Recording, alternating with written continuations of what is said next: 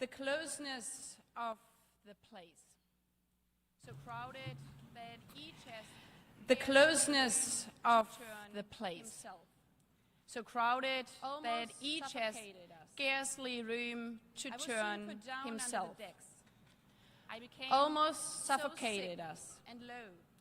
I was soon put down under the decks. I became so sick and low that I was not able to eat. And I wished for the last friend, death, to relieve me. These passages were written by Olaudah Equiano in his 18th century memoir.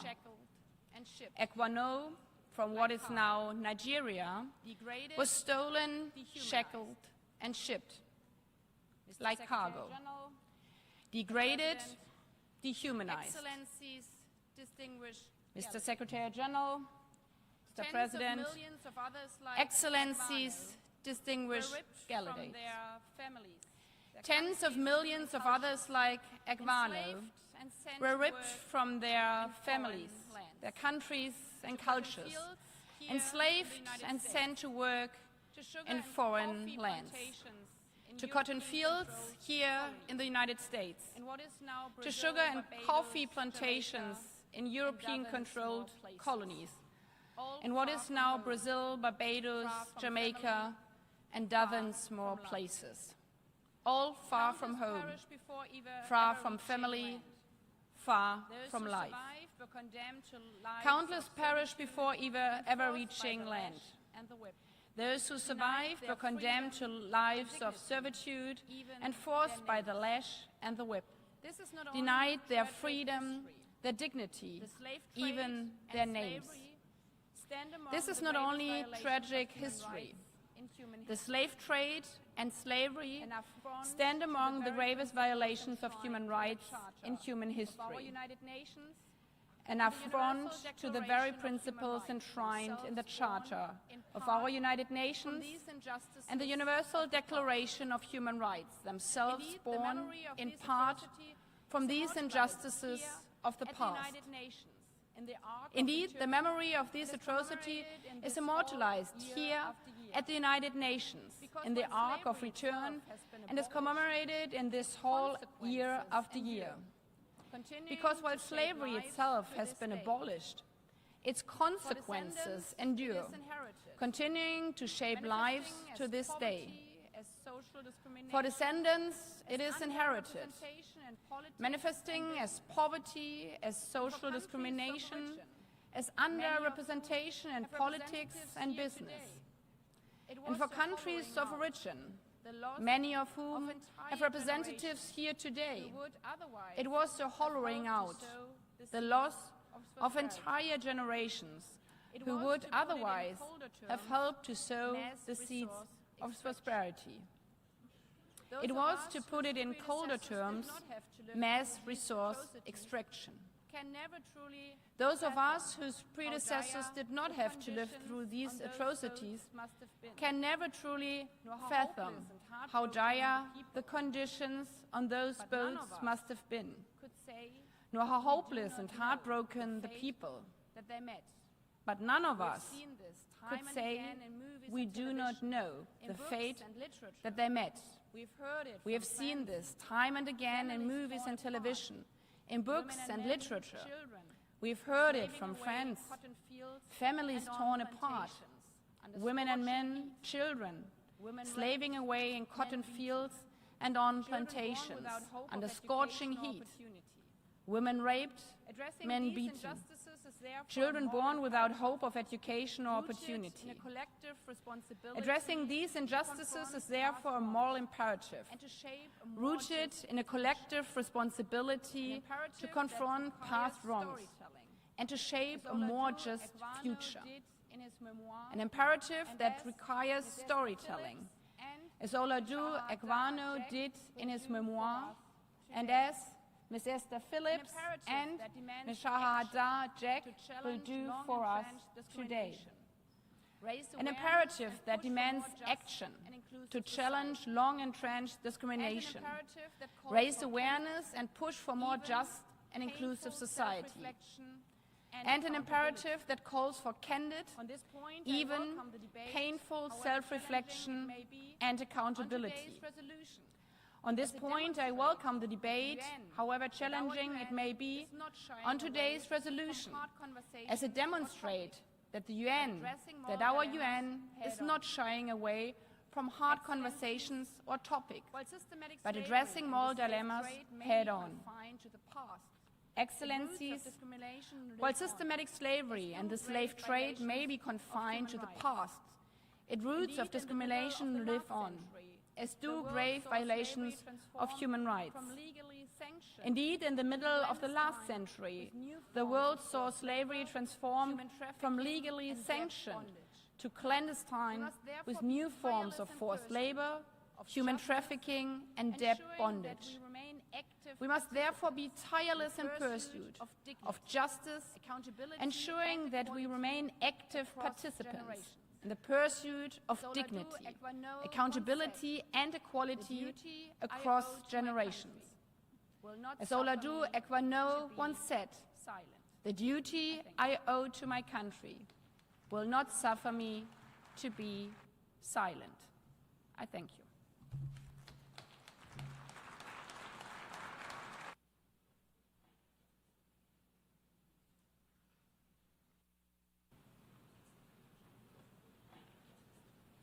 Now give the floor to the Secretary-General of the United Nations, His Excellency Antonio Guterres. Now give the floor to the Secretary-General of the United Nations, His Excellency Antonio Guterres.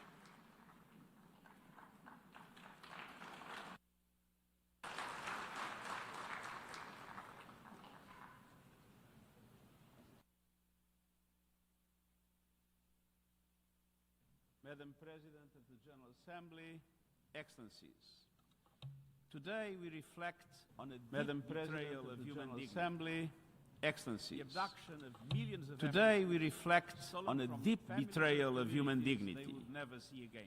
The abduction of millions of Africans, stolen from families and communities they would never see again. Did not survive the journey. Their trafficking across the Atlantic in conditions so cruel, 1 in 7 did not survive the journey, and their enslavement in the Americas, where generations were brutally exploited for their labor and denied their basic humanity.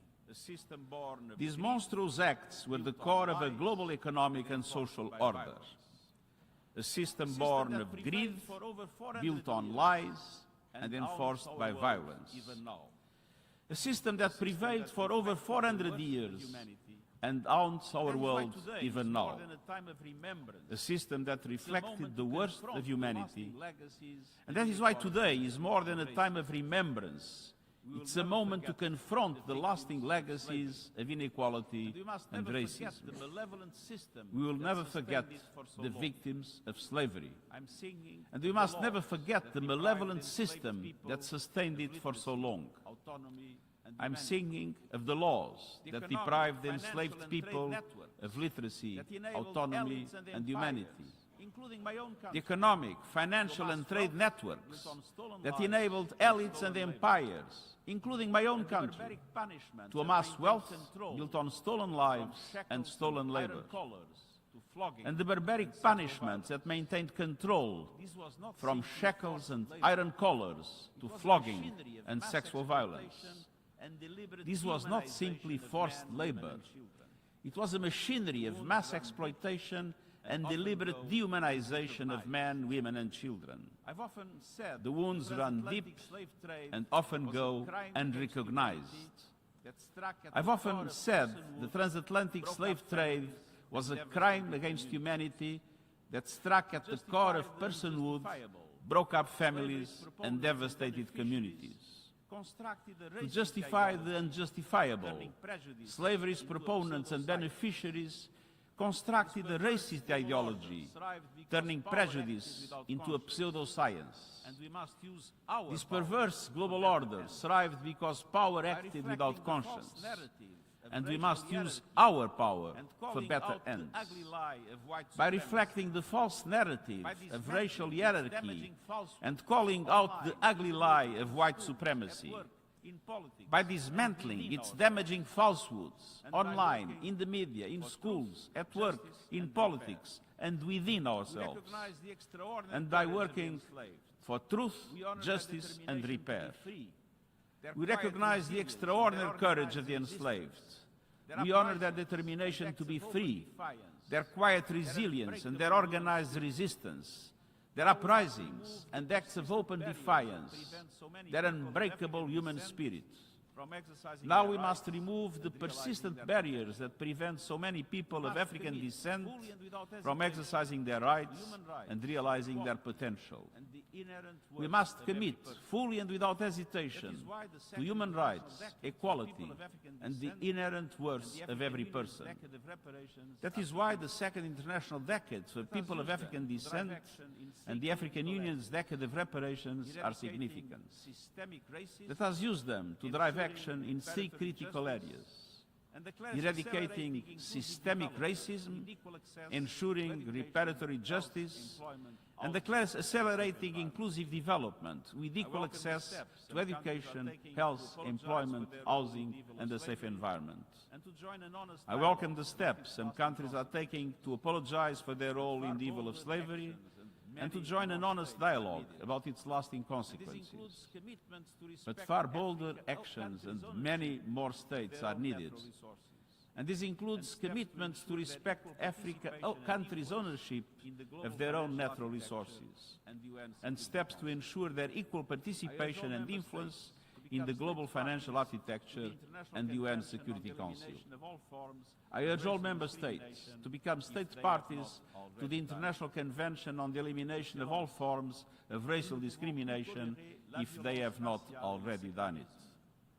Your Excellencies, we cannot continue to tolerate racial violence or bigotry. We cannot keep letting inequality and injustice be ignored. We must turn memory into progress and remembrance into responsibility. The world we seek, rooted in freedom, equality, and justice, is within reach. Let us honor the victims of the transatlantic trade, not only with our words, but with our work. Let us build a future where all human beings live and thrive in dignity. I thank you. I thank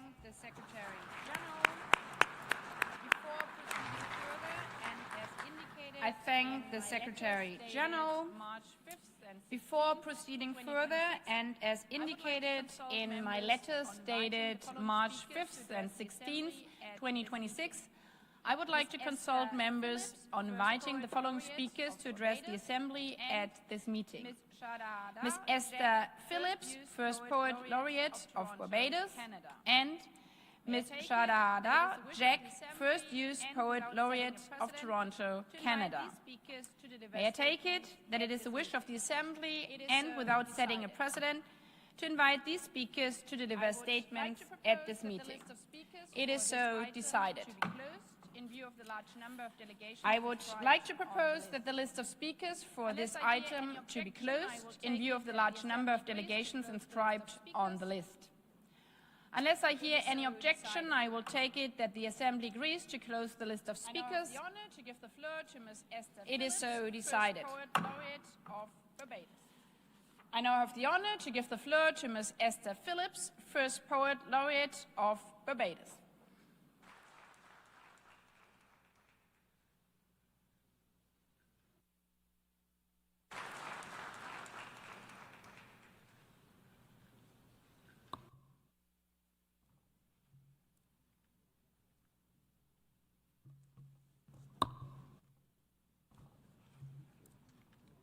Madam President of the General Assembly, Secretary-General of the United Nations, Madam President of the General Assembly, Secretary-General of the United Nations, Excellencies, ladies and gentlemen, I ask you to imagine a young girl of about 11 years walking in these present times on the site of a sugar plantation and not understanding its historical significance. On that same plantation, Meanwhile, her once enslaved ancestors, buried on that same plantation, are speaking among themselves as they observe her.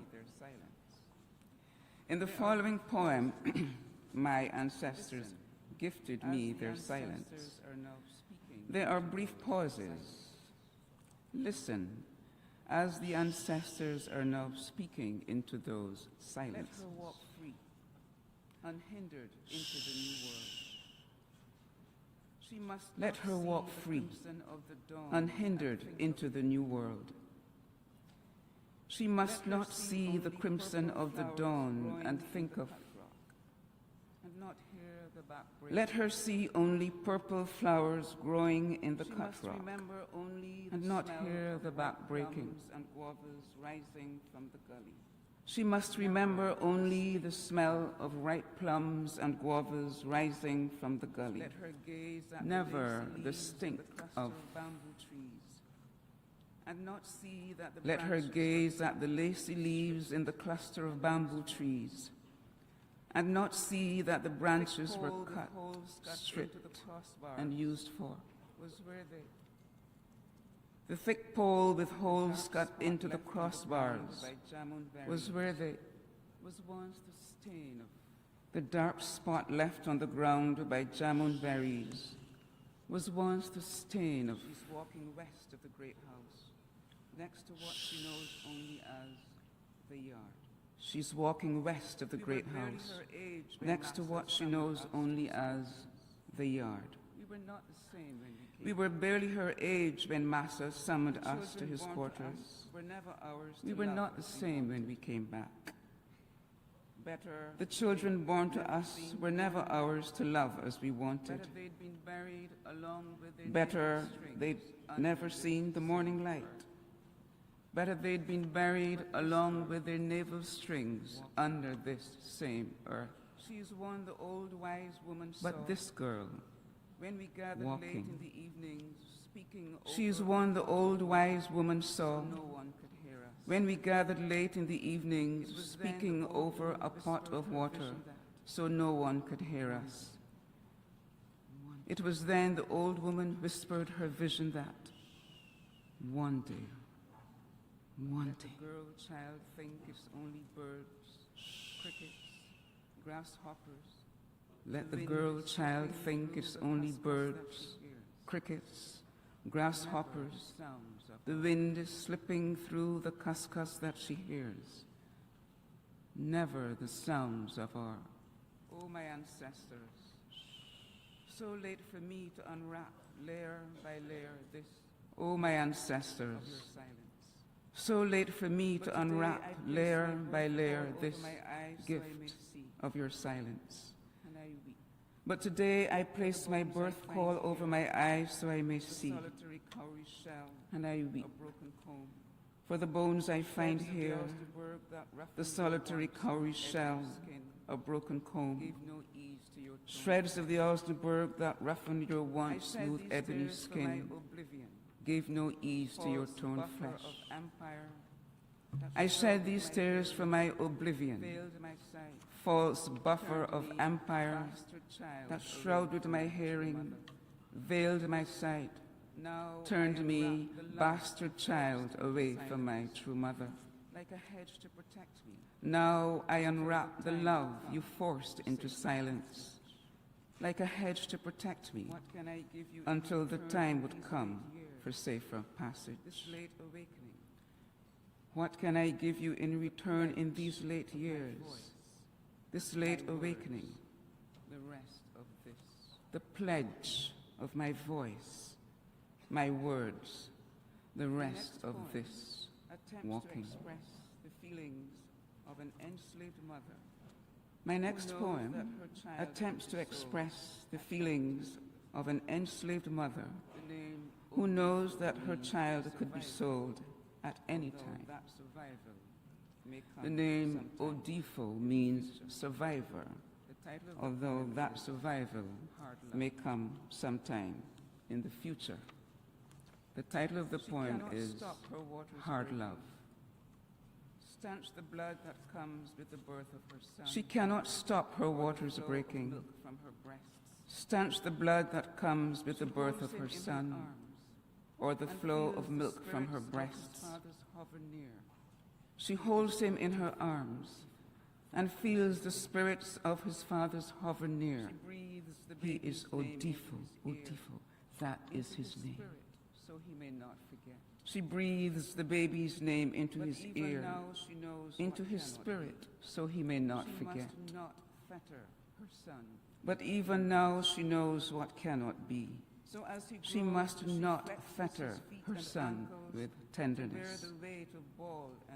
So as he grows, she flexes his feet and ankles to bear the weight of ball and chain, rubs her calloused hands down the soft skin of his back to ready him for whippings that will come.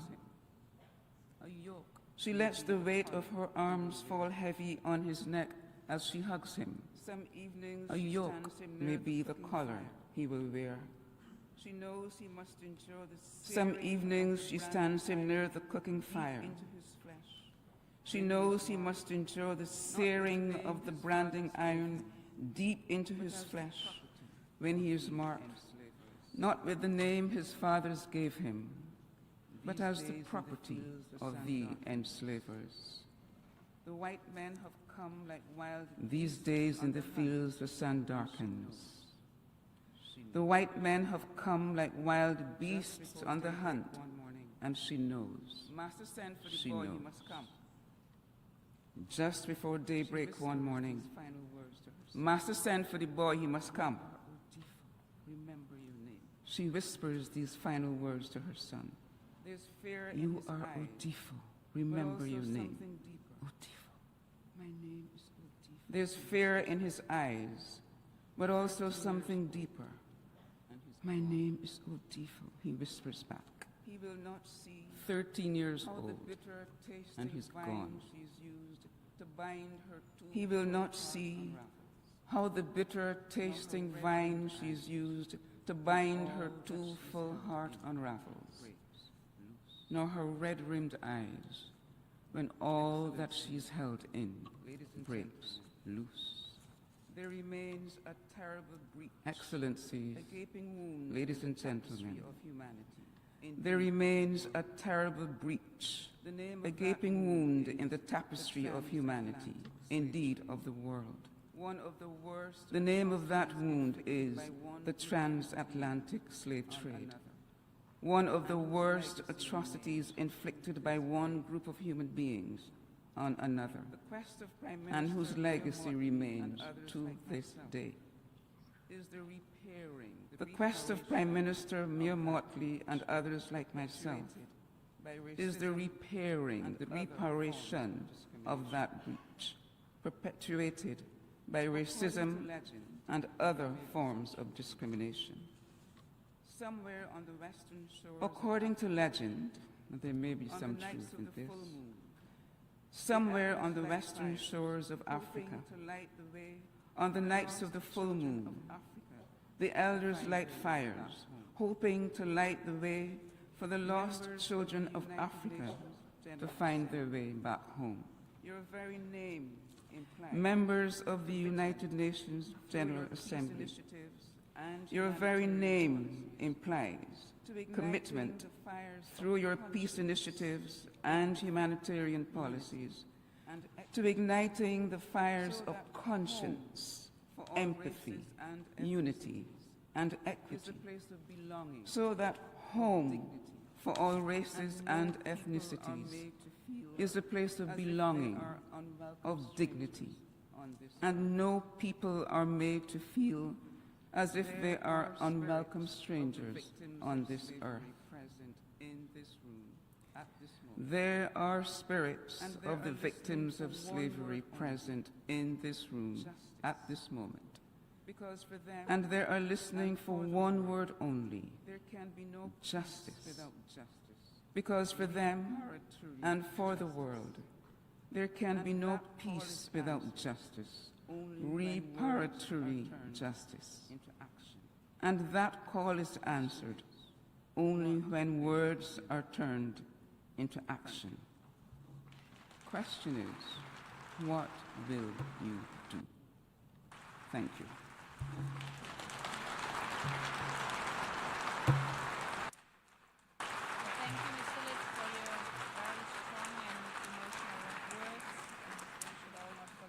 Thank you, Ms. Phillips, for your very strong and emotional words, and we should all not forget the name Odifo.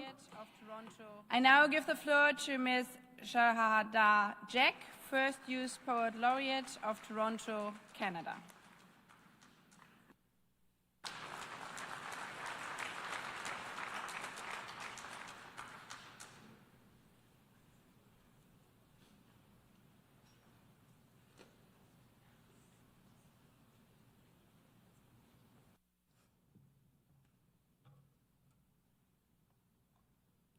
Madam President of the General Assembly, Secretary-General, Excellencies, friends. Madam President of the General Assembly, Secretary-General, Excellencies, I would like to begin by expressing friends, my deep gratitude and guests to President Annalena Baerbock, and good morning. I would like to begin by expressing my deep gratitude to President Annalena Baerbock for the invitation and to everyone gathered here today in remembrance, reflection, and responsibility. We are here to honor the lives of those who were taken, those who endured, and those whose stories were never given the chance to be told. The transatlantic slave trade is not just history. It is a living legacy that continues to shape our world, our systems, and our understanding of justice and humanity. My name is Shahada Jack, and as Toronto, Canada's first Youth Poet Laureate, I stand here carrying both memory and possibility.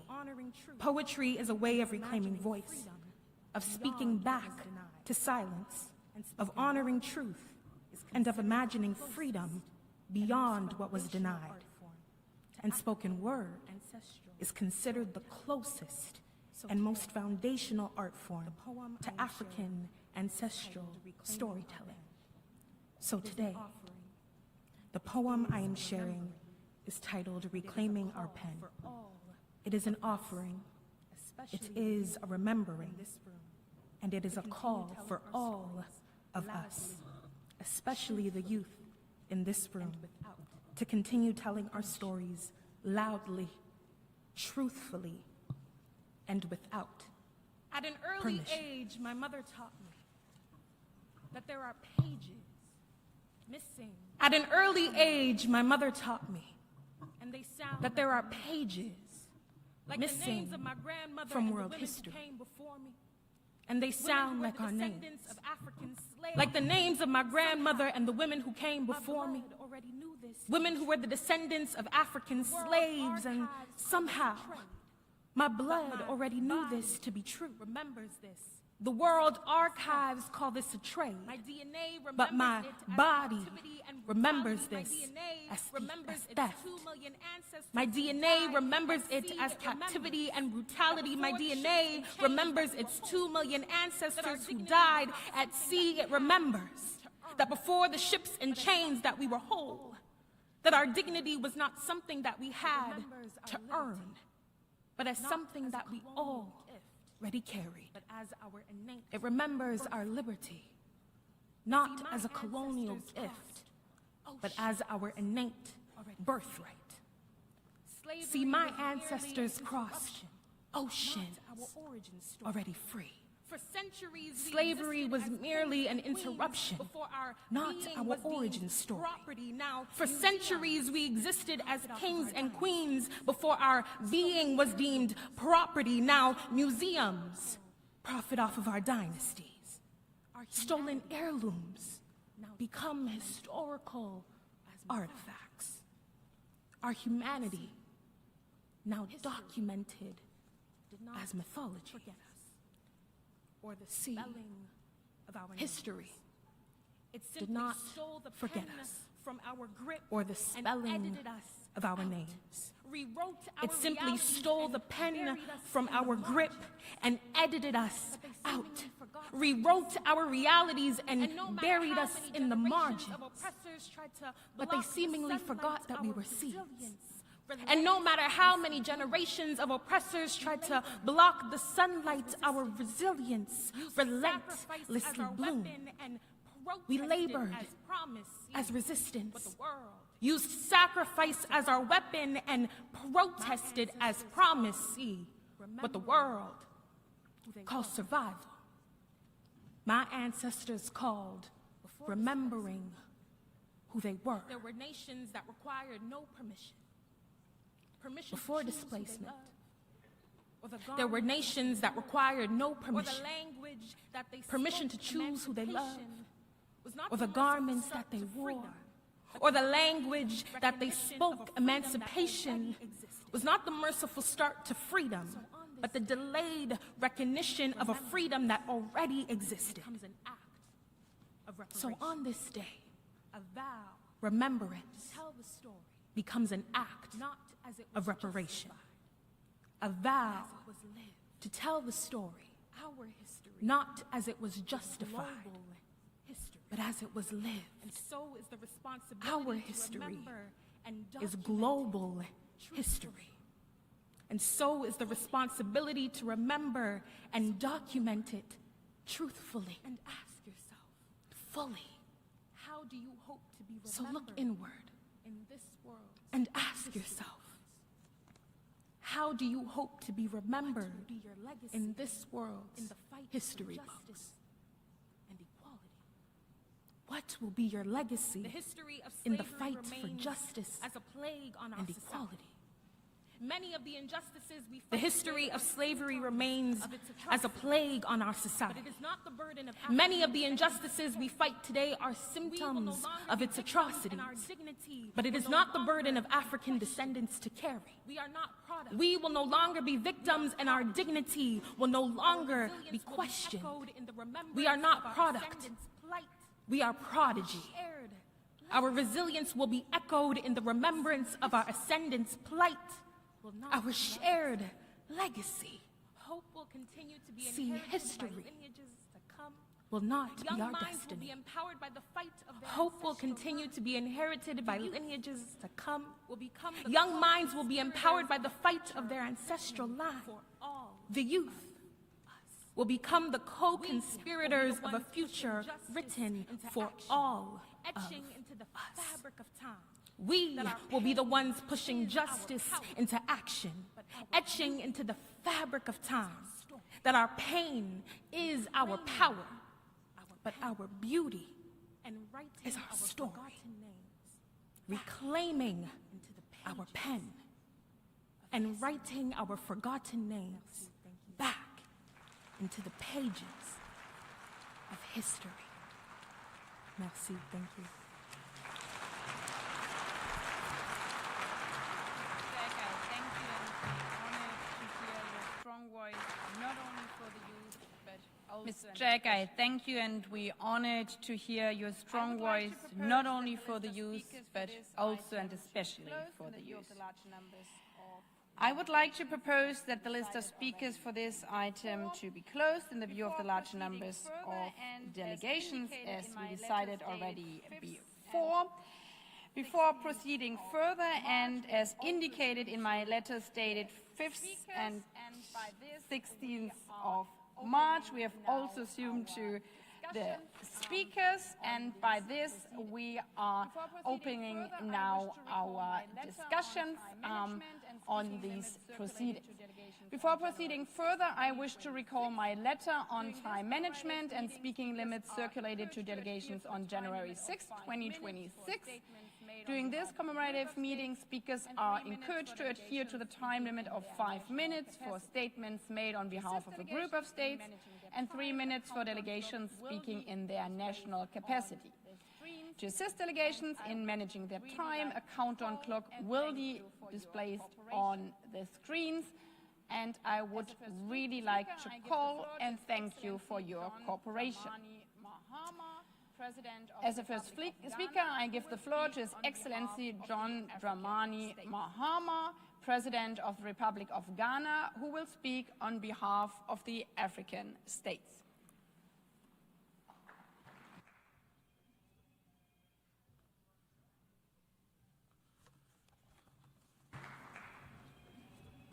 Thank you very much, Madam President. Your Excellency, Secretary-General of the UN. Thank you very much, Madam President. Your Excellency, Secretary-General of the UN. Excellencies, permanent representatives, distinguished delegates, ladies and gentlemen.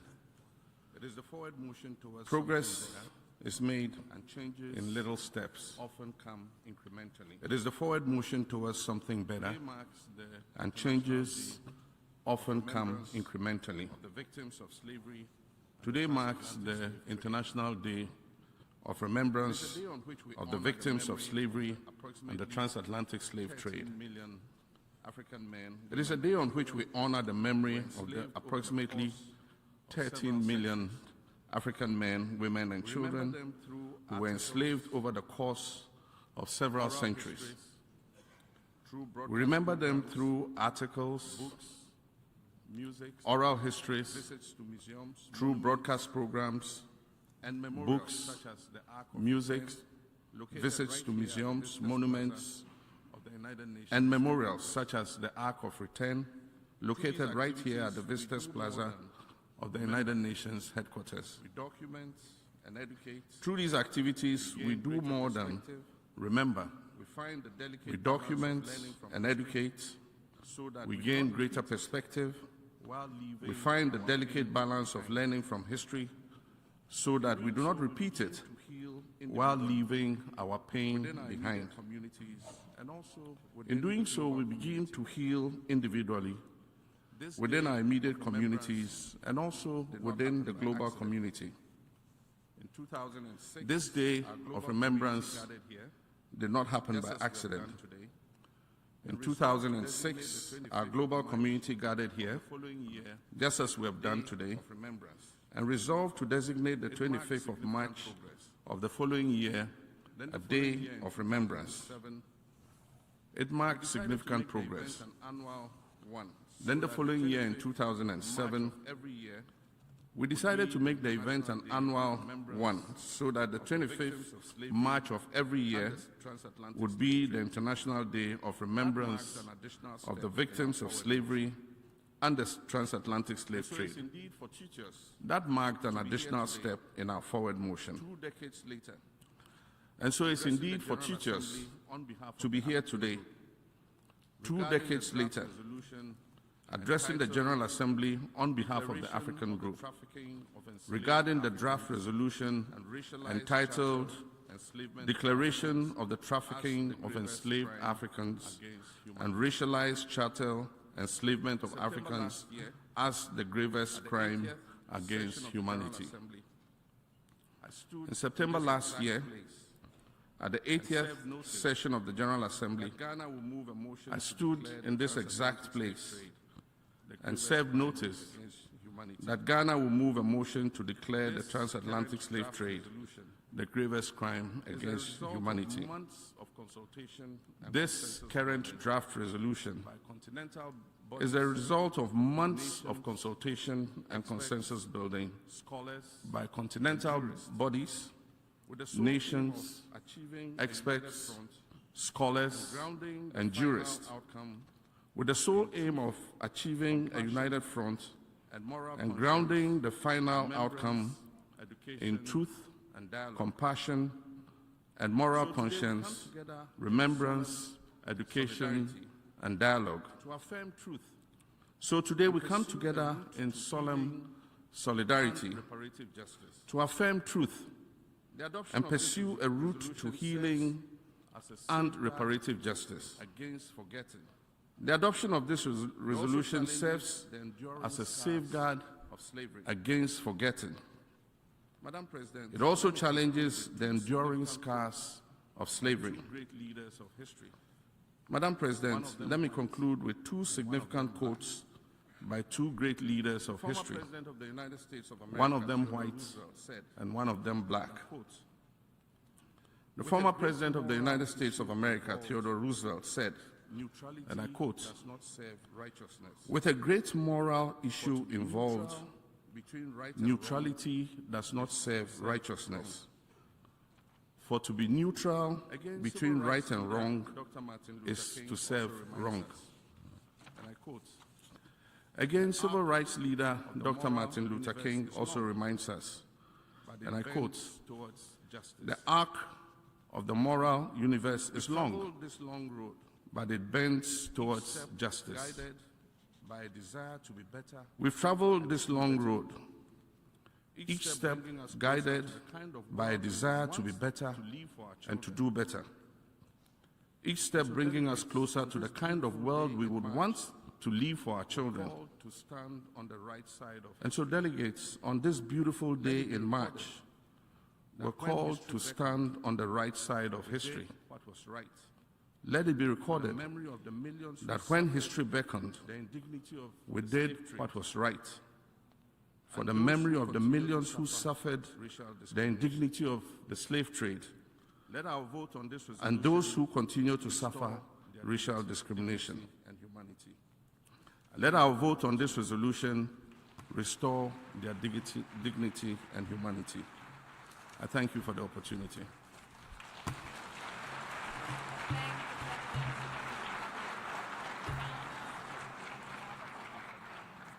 I thank the President of the Republic of Ghana on behalf of the African states.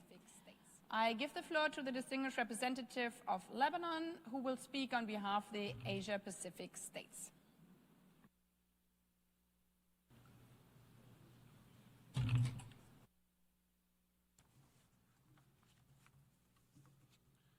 Madam President, Excellencies, I have the honor to deliver the statement on behalf of the Asia-Pacific Group. Madam President, Excellencies, the International Day. I have the honor to deliver the statement on behalf of the Asia-Pacific Group. As we mark today the International Day of Remembrance of the victims of slavery and the Transatlantic Slave Trade. As we commemorate this annual United Nations International Observance since 2007, we honor today the memory of the millions of women, men and children who suffered, perished, and endured unimaginable hardship as a result of one of the darkest chapters in human history. Madam President, the transatlantic slave trade was not only a grave injustice that deprived countless individuals of their freedom, dignity, and humanity, but it also left enduring legacies of inequality, racism, and discrimination that continue to affect societies across the world. Remembering this history is essential, not only to pay tribute to the victims and the resilience of their descendants, but also to confront the lasting consequences of this tragedy with honesty and determination. This day reminds us of our shared responsibility to preserve the truth of history, to promote education and awareness, and to stand firmly against racism, racial discrimination, xenophobia, and related intolerance in all their forms. Madam President, the fight against slavery is not only a legal or political obligation. It is a moral imperative. As we pay tribute to the memory of those who suffered from slavery and the transatlantic slave trade, let us reaffirm our collective commitment to justice, human dignity, equality, and the protection of human rights for all.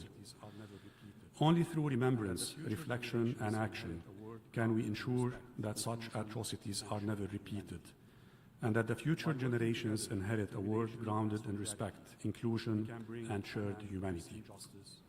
By working together with determination and solidarity, we can bring an end to this injustice and ensure a future where every individual lives in freedom and dignity. I thank you, Madam President. I thank the distinguished representative of Lebanon. I thank the distinguished representative of Lebanon, speaking on behalf of the Asia-Pacific states. I give the floor to the distinguished representative of Cuba, who will speak on behalf of the Latin American and Caribbean states. Señora Presidenta, Excelencias, distinguidos delegados y amigos. Tengo el honor de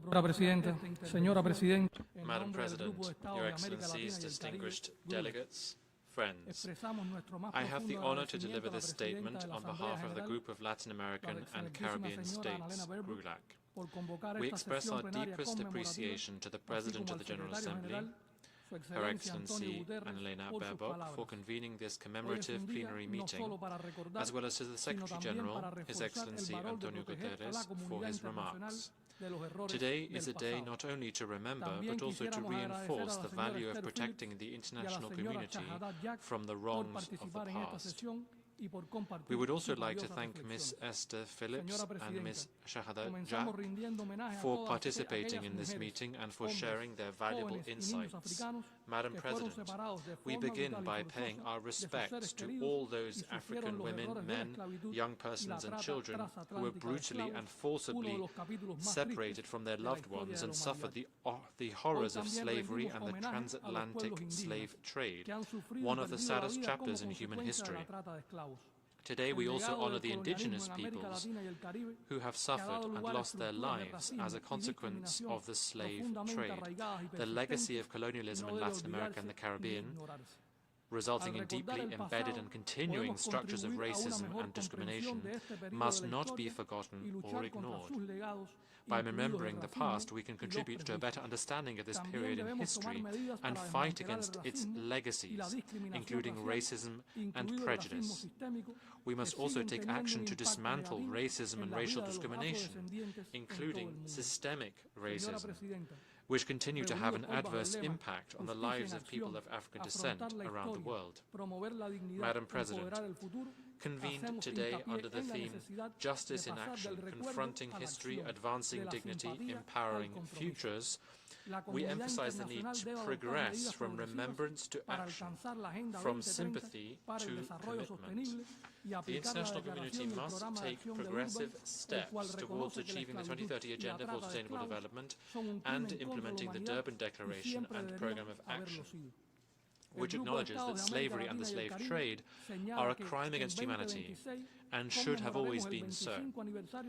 The group of Latin American and Caribbean states notes that in 2026 we will commemorate the 25th anniversary of the adoption of the Durban Declaration and Programme of Action, one of the most important international instruments in the fight against racism and in the promotion of racial equality. In this regard, we note with appreciation the ongoing negotiations of the Declaration on the Human Rights of People of African Descent as a milestone in the commemoration of this anniversary. The group of Latin American and Caribbean states echoes the Secretary-General's call for reparatory justice and to put in place reparatory justice frameworks to address this terrible history and its legacies. Reparatory justice is essential for repairing the present and building a future founded on dignity and justice. Collective action to advance the just and strong call for reparations is required.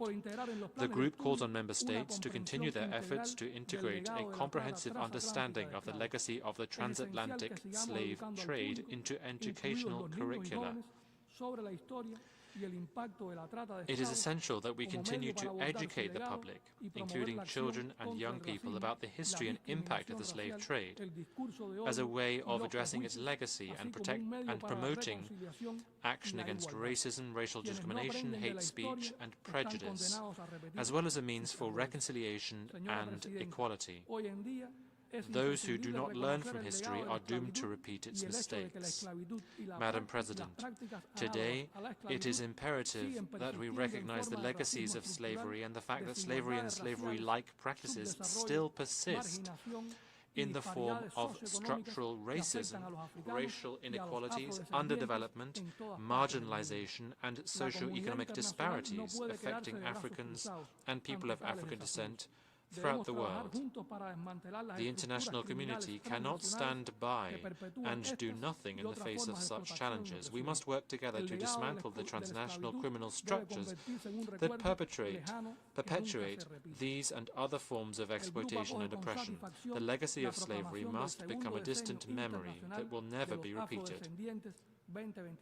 The group welcomes the proclamation of the Second International Decade for People of African Descent, 2025-2034, which will help to intensify our efforts to fulfill our shared commitments to recognition, justice and development for people of African descent. The group reaffirms its support for the initiatives, mandate and valuable work of the Permanent Forum on People of African Descent. Ending slavery's legacy of racism is critical for building a future of dignity and justice. Much remains to be done to achieve the full equality of every individual in our region and throughout the world. We must continue to work together to take progressive steps towards addressing racial discrimination, racism and hate, while mobilizing political will and resources. Let us continue to work towards a world that leaves no one behind. Thank you very much.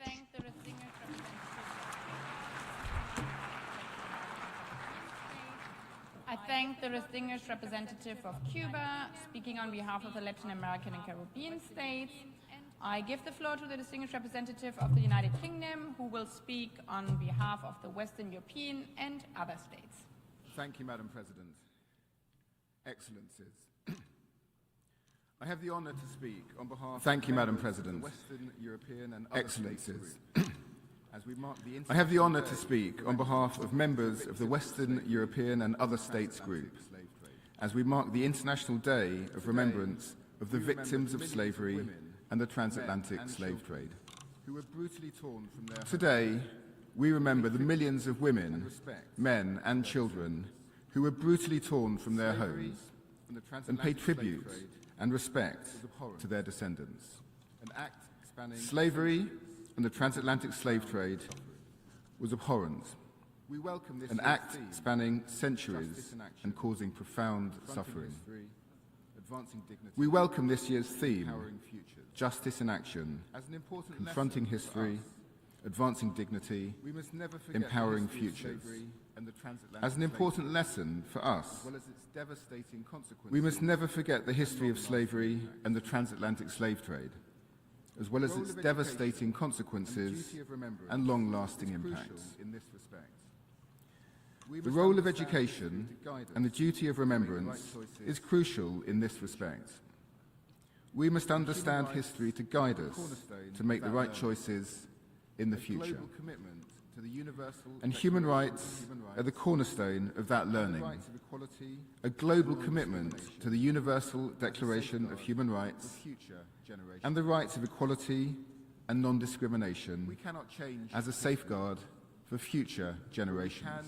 And should talk about it. We cannot change history. It is important that we engage in but we can and should talk about it. On education. It is important that we engage in meaningful dialogue on sustainable development, on education, on health, on climate. To continue to make progress, we must confront the barriers and inequities that persist today. We remain committed to tackling these root causes by addressing racial discrimination, combating racism and xenophobia, and challenging all forms of intolerance wherever they appear. We recognise the establishment of a second international decade for people of African descent and the important work of the Permanent Forum in promoting and protecting human rights. We reaffirm our commitment to fully implement the International Convention on the Elimination of all forms of racial discrimination and related forms of exploitation. Colleagues, we must also address the scourge of modern slavery and related forms of exploitation, including trafficking, forced labour, sexual exploitation, and forced criminality, mainly of women and girls, but also boys and men. Modern slavery has increased, and forms of exploitation continue to evolve, including trafficking for forced criminality into online scam operations. We welcome the political declaration agreed at the 4th high-level appraisal of the Global Plan of Action to combat trafficking in persons, which reaffirms commitments to tackle these challenges. We underscore our commitment to prevention efforts to reduce the vulnerability of those at risk of trafficking and exploitation and to ensure that victims and survivors are provided with the support they need to begin rebuilding their lives. We can choose how it guides us and strengthens Madam President, while we cannot rewrite the past, we can choose how it guides us and strengthens our resolve to build a more just and inclusive future. Acknowledging the harm endured is a step toward healing and a commitment to ensuring such injustices are neither forgotten nor repeated. I thank the distinguished representative of the United Kingdom. I thank the distinguished representative of the United Kingdom speaking on behalf of the Western European and other states. I would like to inform the Assembly, as I said before, that we have received requests from additional member states to speak in this commemorative meeting, yet the speaking list has been closed. As the next speaker, I give the floor to His Excellency Khalilur Rahman, Minister for Foreign Affairs of Bangladesh.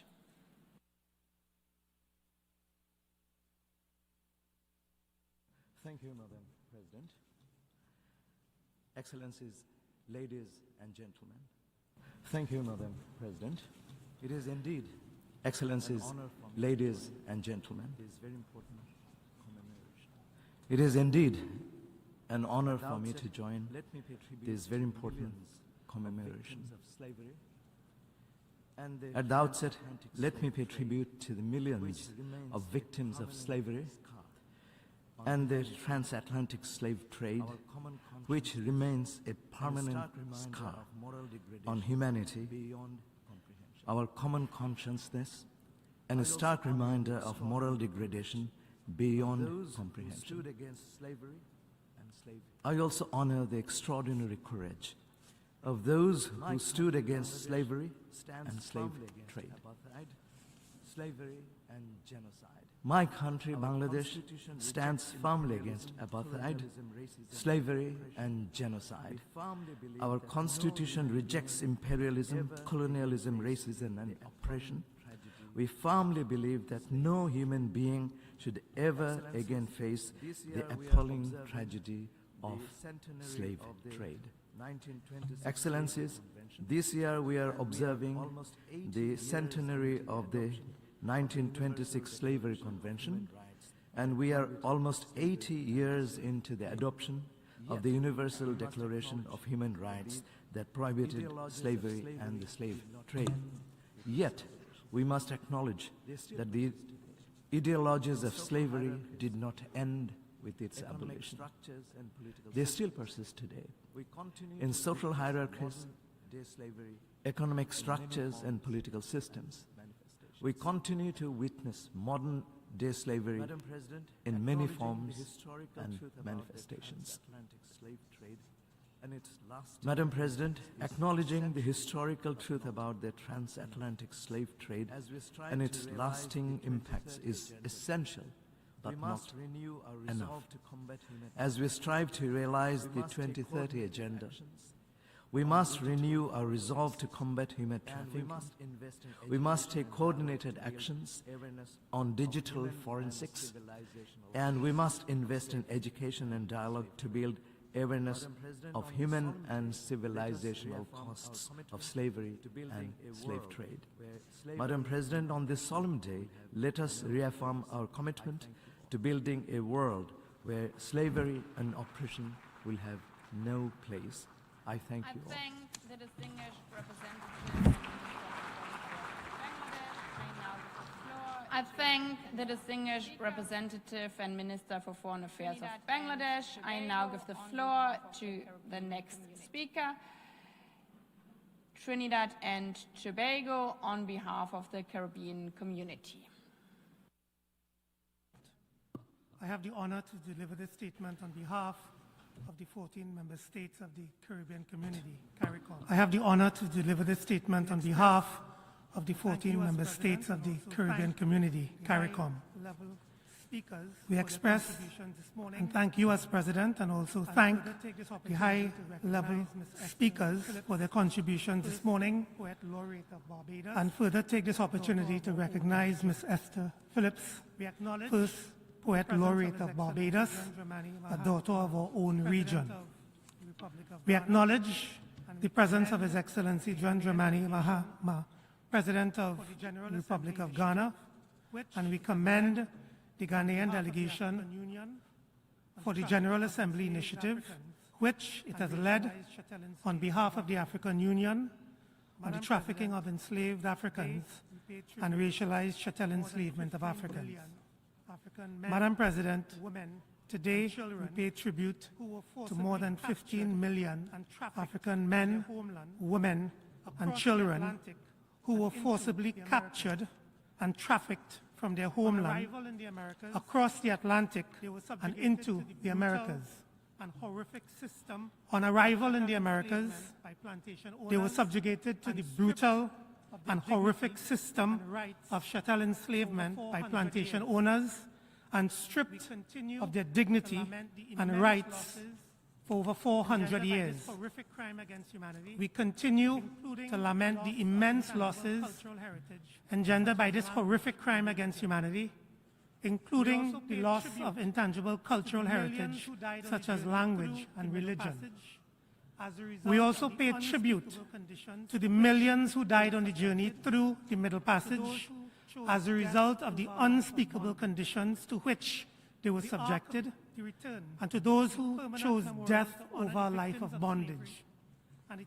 The Ark of the Return, the permanent memorial to honor the victims of slavery and the transatlantic slave trade here at the United Nations headquarters, stands as a solemn reminder of those atrocities, their enduring legacies, and the responsibility we bear to confront them with honesty and resolve.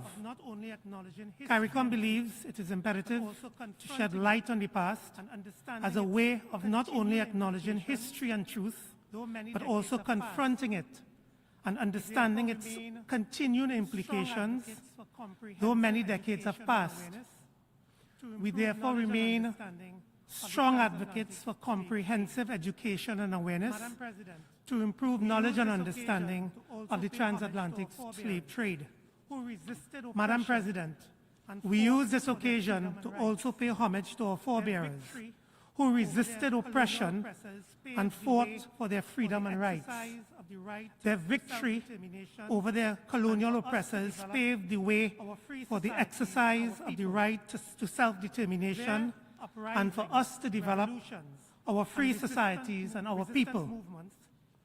Their uprisings, revolutions, and resistance movements changed the course of history, championing, in the face of oppression, their conviction that human rights and dignity belong not to a select few, but to all.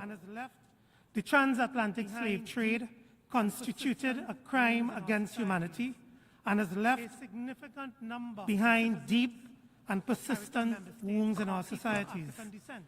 A significant number of citizens of CARICOM member states are people of African descent. Today, the legacies of this brutal era continue to manifest in our lives and societies, contributing to factors that drive high national debt, persistent poverty, psychological and generational trauma, health challenges, and certain social ills. Slavery and the transatlantic slave trade also ingrained in societies across the world the false doctrines and ideas of racial superiority, entrenching the scourge of racism and racial discrimination against Africans and people of African descent, which remains as one of the most egregious legacies of this period. This year, as we commemorate the 25th anniversary of the Durban Declaration and Program of Action, we do so in acknowledgement of the persistent challenges we face in eradicating racism and racial discrimination across the globe. Member states must work collectively to address this problem. If not meaningfully addressed, the legacies of the transatlantic slave trade will continue to hinder the progress of people of African descent across the world. We have a responsibility to ensure that people of African descent are not left behind. CARICOM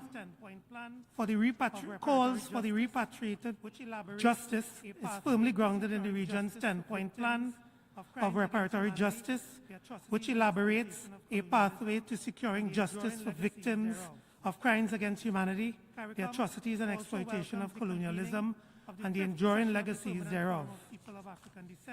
CARICOM also welcomes the convening of the 5th session of the Permanent Forum of People of African Descent to be held in Geneva in the coming month, and we encourage the active participation of member states. Madam President, as we reflect on this commemorative day, let us do so with a view to not only acknowledging the past, but to developing the necessary pathways to secure a better future for all, grounded in our resolve to create a more fair, equal, and just world for current and future generations. I thank you, Chair. Trinidad and Tobago, I thank the distinguished representative of Trinidad and Tobago on behalf of the Caribbean community. I now give the floor to the distinguished representative of the European Union on behalf of the EU and its member states.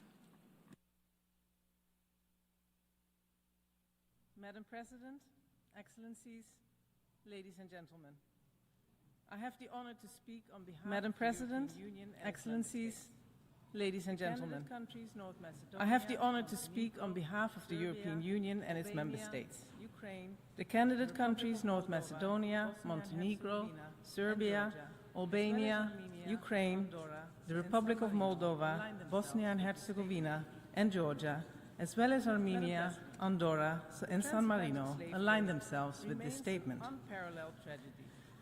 Madam President, the transatlantic slave trade remains an unparalleled tragedy which lasted over 3 centuries and involved unspeakable atrocities affecting millions of Africans. 20 years ago, the General Assembly acknowledged the unprecedented scale and duration of the atrocities of slavery and the slave trade, condemning with the strongest words these human rights violations. The EU and its member states are actively engaged across all relevant fora to make progress on this issue, and we demonstrated our commitment through concrete domestic and international action.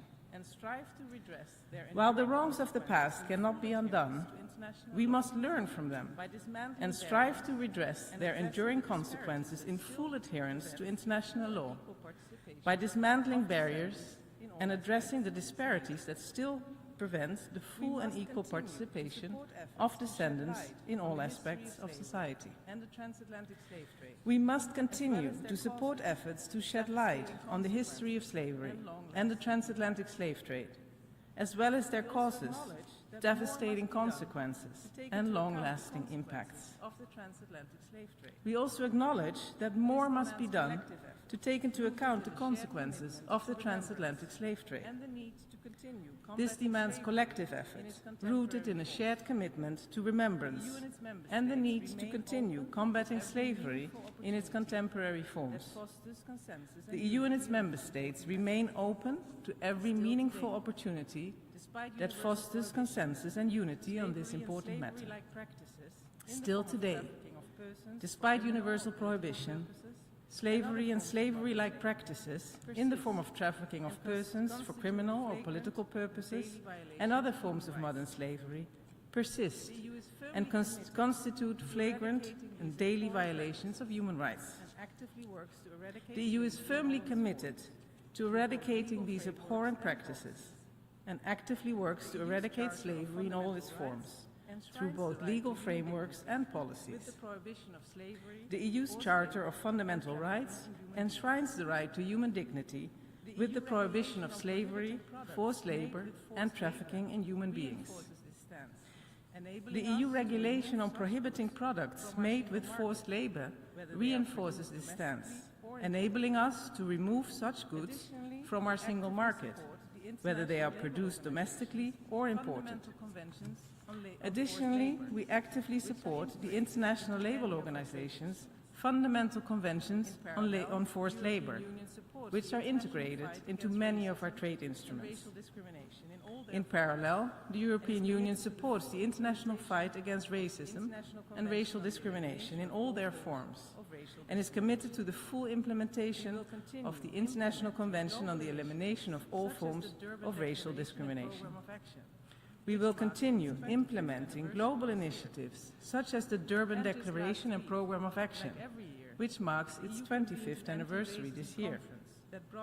And just last week, like every year, the EU convened an anti-racism conference that brought together policymakers, civil society and independent equality bodies to exchange best practices. Madam President, the European Union and its member states reaffirm their commitment to eliminating all forms of modern slavery and building a just and equal society for all, where dignity and human rights are respected and protected. I thank you. I thank the distinguished representative of the European Union on behalf of the EU and its member states. I now give the floor to the distinguished representative of Burkina Faso on behalf of the Confederation of States Sahel.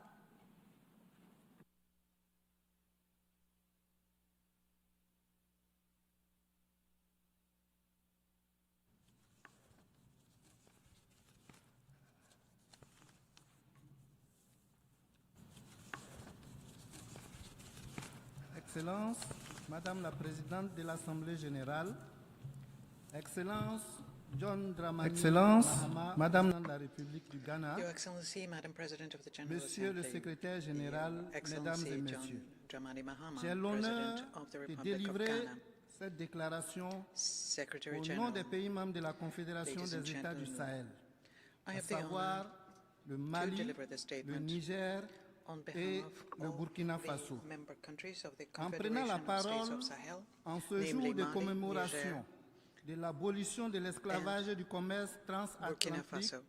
des esclaves, On this day les of pays membres de la Confédération commemoration of the voudraient abolition of s'incliner slavery and the avec Transatlantic respect Slave Trade, devant la mémoire de the toutes les member innocentes countries of personnes the qui ont Confederation subi injustement bow with ces respect actes ignobles. before the memory Il est of fort all regrettable of the que innocent des people sociétés who dites suffered civilisées unjustly aient from these jugé abhorrent acts. normal à un moment It is de leur deeply histoire regrettable de that réduire society is calling systématiquement themselves d'autres civilized humains à l'état des choses, deemed it normal at a certain point in their history to systematically reduce other human beings to the status of things, to torture them, to sell them, to deprive them of all dignity, and to deny them their humanity. Today's ceremony must not be limited to simply honoring the memory of the more than 10 million Africans who were deported and enslaved in inhumane and degrading conditions. It must also serve as an opportunity for us to identify the responsibility for the harm done to Africa and to humanity as a whole, and to affirm a strong collective commitment to act for justice so that such atrocities never happen again. Madam President, on this subject, some states prefer silence and prefer to suffocate the truth about these macabre events.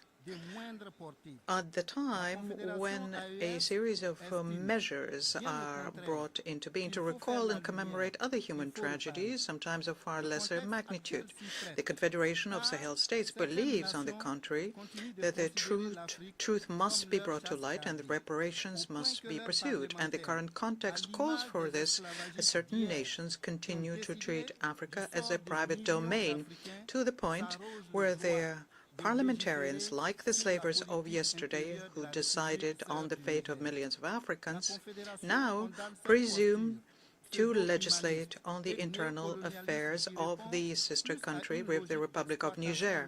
The Confederation condemns the pseudo-humanistic and neo-colonialist posture, which reflects a logic of mercantilist and imperialist exploitation of the continent. Indeed, There is a common thread between the slavery and transatlantic trade of the past and the terrorism plaguing the Sahel today, namely in the enrichment of colonial and imperial powers on one side and the impoverishment and the fragmentation of Africa on the other. In the past, these powers built their economies by draining Africa of its human labor. Today's African natural resources are being plundered using strategies of terror and endless conflict, and this is done through terrorist mercenaries and other criminal armed groups that are financed and instrumentalized.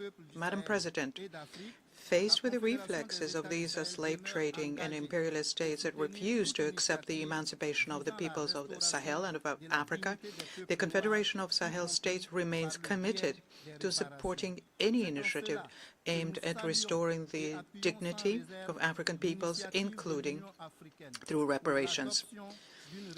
We therefore welcome and fully support the initiative of the African Union to adopt a resolution which categorizes slavery and the transatlantic slave trade as the gravest crime against humanity. We also take this opportunity to thank Ghana for so eloquently voicing the continent's position on this question, and we express our deep gratitude to His Excellency John Dramani Mahama, President of Ghana. I thank you.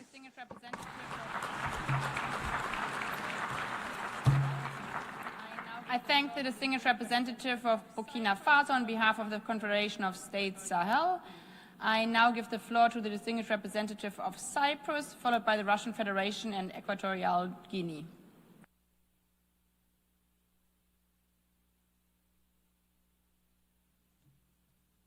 Thank you, Madam President, Excellencies, ladies and gentlemen.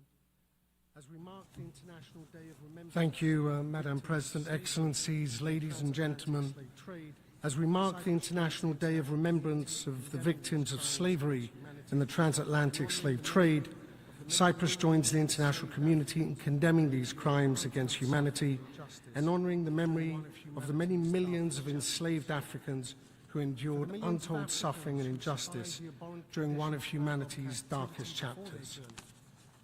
For the millions of Africans who survived the abhorrent conditions of captivity before their journey and the horrific conditions of the Middle Passage, a life of degrading treatment, servitude, physical and sexual violence awaited.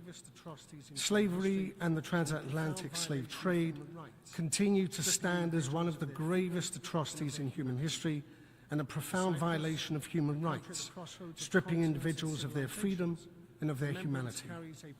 For Cyprus, a country at the crossroads of continents and civilizations, remembrance carries a particular resonance.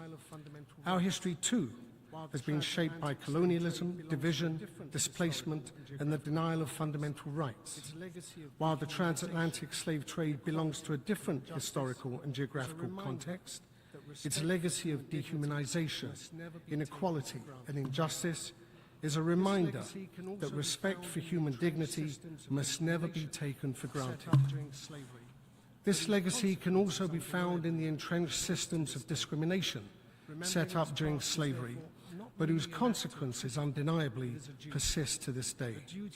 Remembering this past is therefore not merely an act of tribute, it is a duty to acknowledge truth, to educate future generations, and to confront the enduring legacies of racism and exclusion wherever they arise.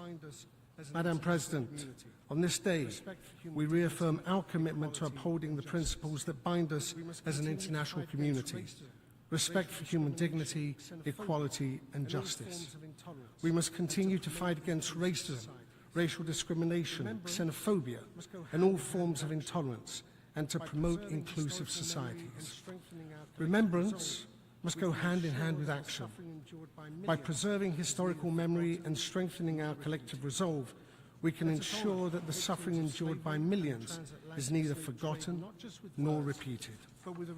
Let us honor the victims of slavery and the transatlantic slave trade not just with words, but with a renewed commitment to building a future where the rights and dignity of every person are fully protected and respected. I thank you. I thank the distinguished representative of Cyprus. I now give the floor to the distinguished representative of the Russian Federation.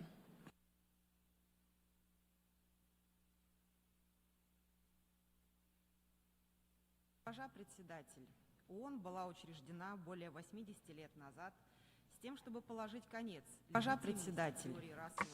Madam President, the UN was established more than 80 years ago, and the purpose was to end the legitimacy of the racial supremacy theory and to confirm faith in the worth and dignity of a human being in the developing of friendly relations between nations on the basis of the principle of equality and self-determination.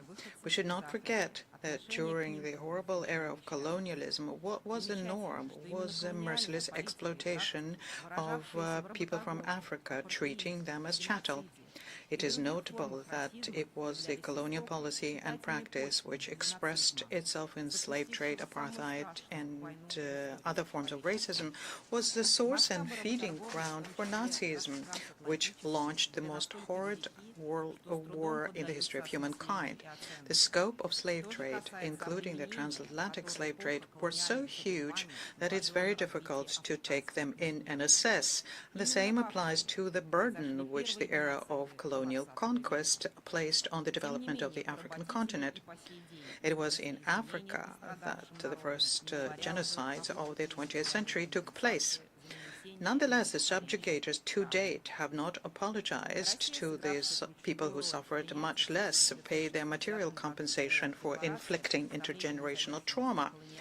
Russia played a key role in adopting in 1960 at the UN of the Declaration on Granting Independence to Colonial Countries and Peoples, and extended every assistance to the Africans in their struggle of national liberation, creating their statehood and economy, ensuring their defense, preparing their national specialists. We laud the way they broke colonialism, and we pay a great deal of attention to repertory policy of the continent, and we intend to work together with our African friends on this, including through the Russia-Africa Partnership Forum. The issues of eradicating colonialism and neocolonialism were at the core of the discussions that took place during the second Russia-Africa Ministerial Conference in Cairo in December last. Madam President, the only opportunity for us to avoid repeating the tragedies of the past is if we keep the memory of the historic truth, and that is why efforts to fight the falsification of history is one of the key areas of Russian foreign policy. In this regard, we would like our support to the draft resolution submitted by Ghana on behalf of the African group on the declaration on the transatlantic trade and racialized slave trade as a gravest crime against humanity. We also support the decisions made in February at the African Union Assembly aimed at declaring slavery, deportation, colonization, and crimes against humanity and genocide against Africa. Colleagues, the International Day of Remembrance of the Victims of Slavery and the Transatlantic Slave Trade is an opportunity for us to remember the fate of those who paid with their lives for the well-being and prosperity of colonial states. But our common efforts for historic justice should not boil down to just one-date commemoration. They should be conducted permanently. We're convinced that the document for adoption today would be a milestone in this path and will contribute significantly to the strengthening of the international legal regime of fighting the ramifications of colonialism, racism, and racial discrimination. I thank you for your attention. I thank the distinguished representative of the Russian Federation. I now give the floor to the distinguished representative of Equatorial Guinea.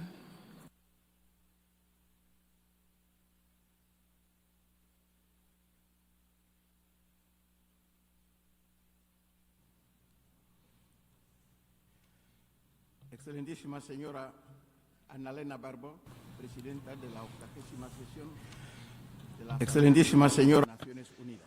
Your Excellency, Madam Annalena Baerbock, President of the 80th Session of the General Assembly. Secretary-General, Your Excellencies, ladies and gentlemen,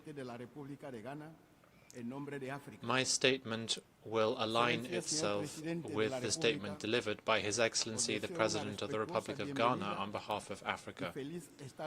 Your Excellencies,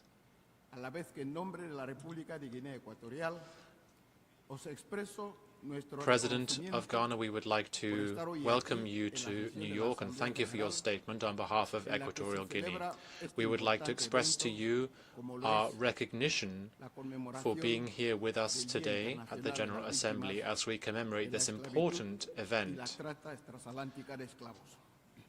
the commemoration of the International Day of Victims of Slavery and the Transatlantic Slave Trade.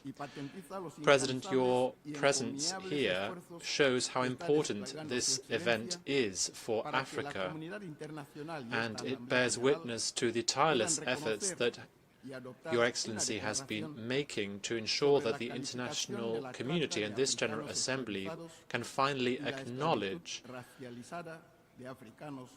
this issue and adopt a declaration on the matter of slavery and the transatlantic slave trade, and say that it is the most serious crime against humanity.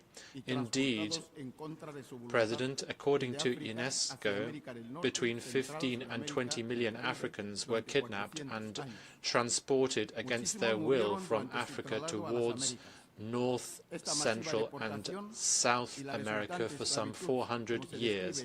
Many died during their voyage. This widespread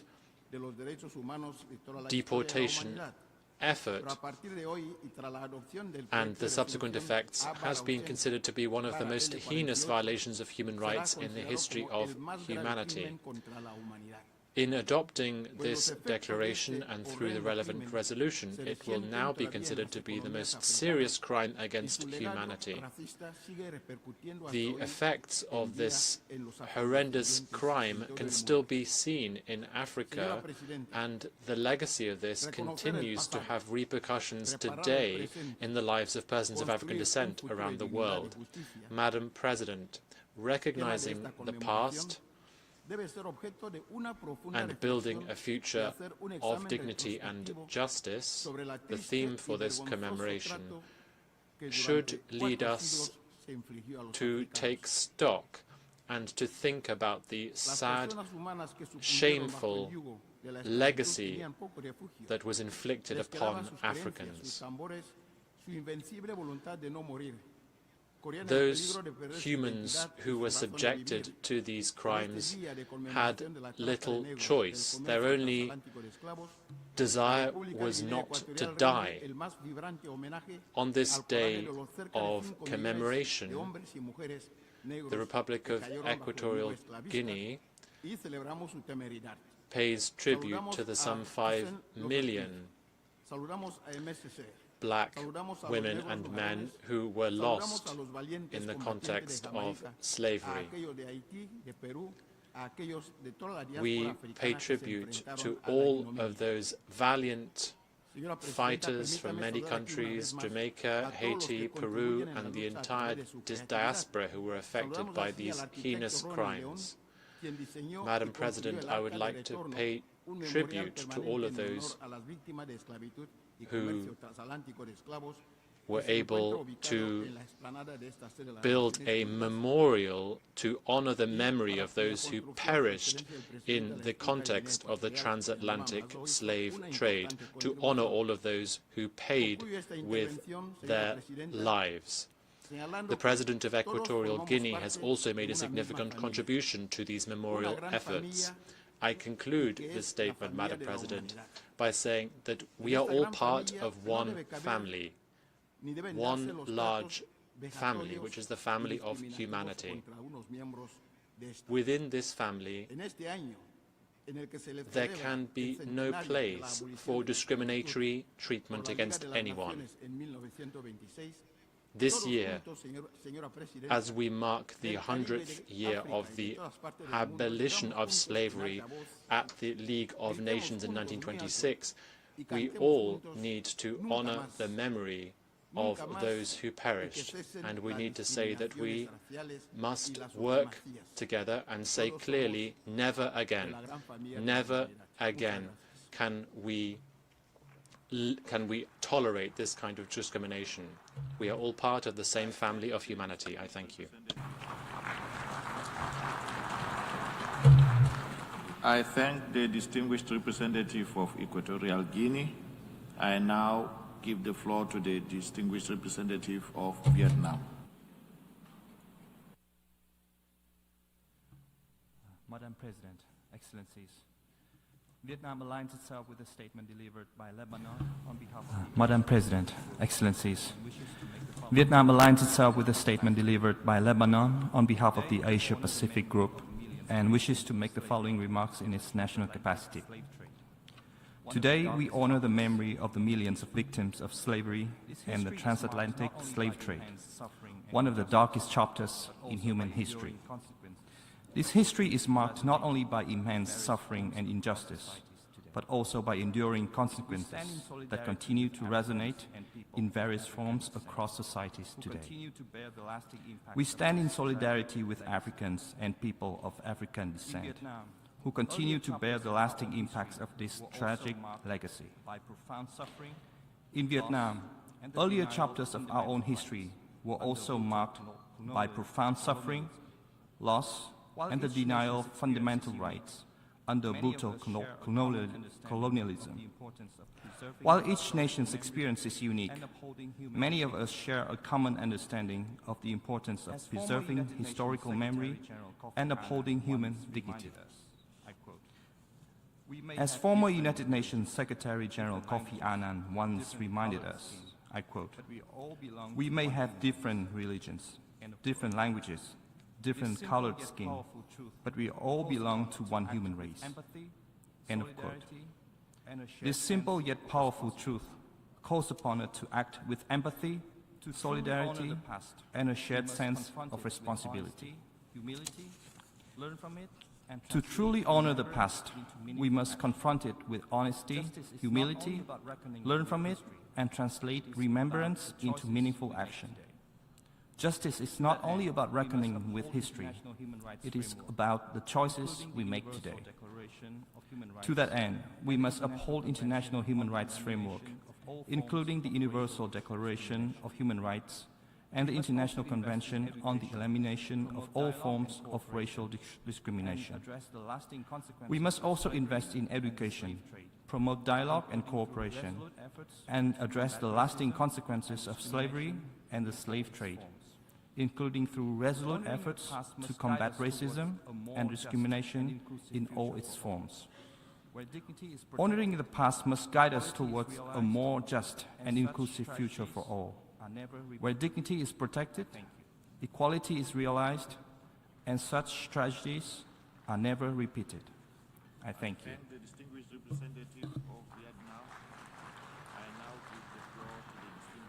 I thank the distinguished representative of Vietnam. I now give the floor to the distinguished representative of the Bolivian Republic of Venezuela.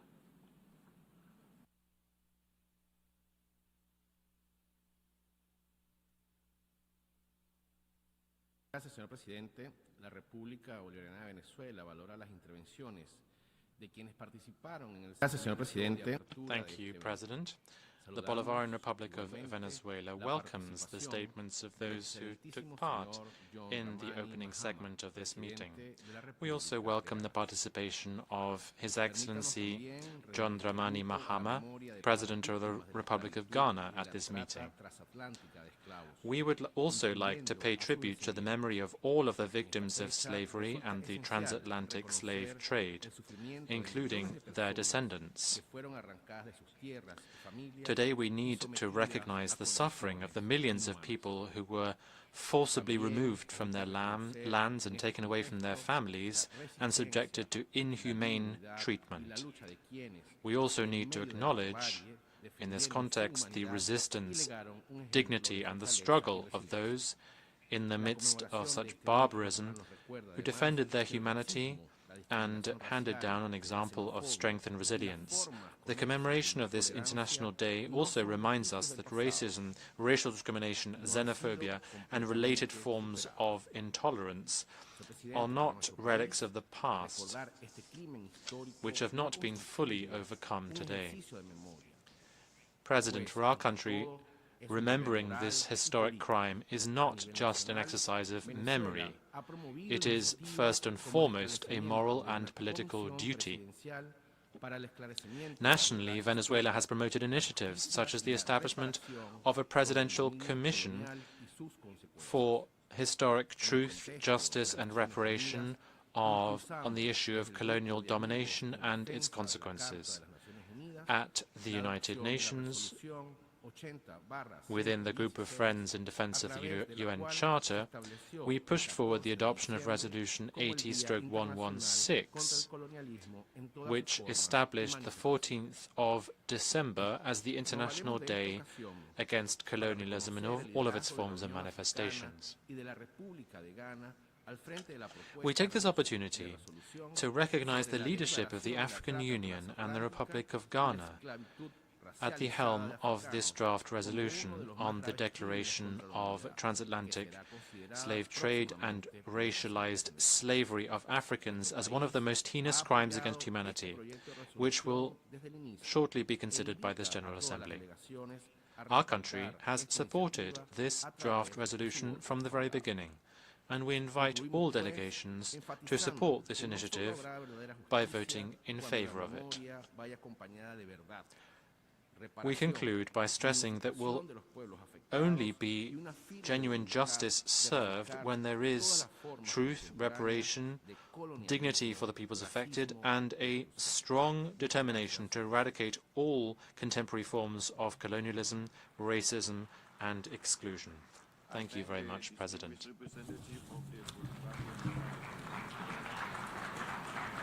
I thank the distinguished representative of the Bolivarian Republic of Venezuela. I now give the floor to the distinguished representative of France.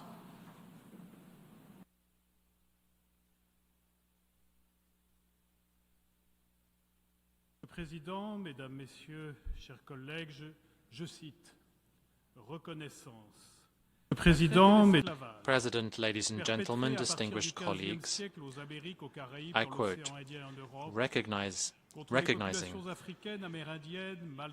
slavery and the transatlantic slave trade perpetrated from the 15th century onwards in the Americas, the Caribbean, and in the Indian Ocean and Europe against African, Native American, Malagasy, and Indian peoples are a crime against humanity. It is in these words that France, the first country in the world, officially recognized this crime 25 years ago, unambiguously through a law that carries the name of its author, Christian Taubira, and which touches on the ideals of justice, fraternity, and solidarity, which are the basis of the United Nations. The abomination of slavery affected tens of millions of men, women, and children for centuries, riding roughshod over their human rights and denying dignity. We commemorate with you the memory of the victims of this barbarism and the memory of those who fought it, the memory of those who worked to see it abolished. In the sinister litany of crimes that humanity has inflicted on itself, the Shoah, apartheid, ethnic cleansing, and mass murders, yes, slavery and the slave trade should be recognized for what they were, an abomination. Recognizing the truth of history and the duty of memory is what we need to do here at the UN. In order for the memory of slavery and the slave trade to be better understood and better known, we must support the work of historians. We must counter denialism and the fake news on social media, which is the new cancer of our time. France is fully committed to do this by working also with our overseas territories and with the African diasporas and our African partners.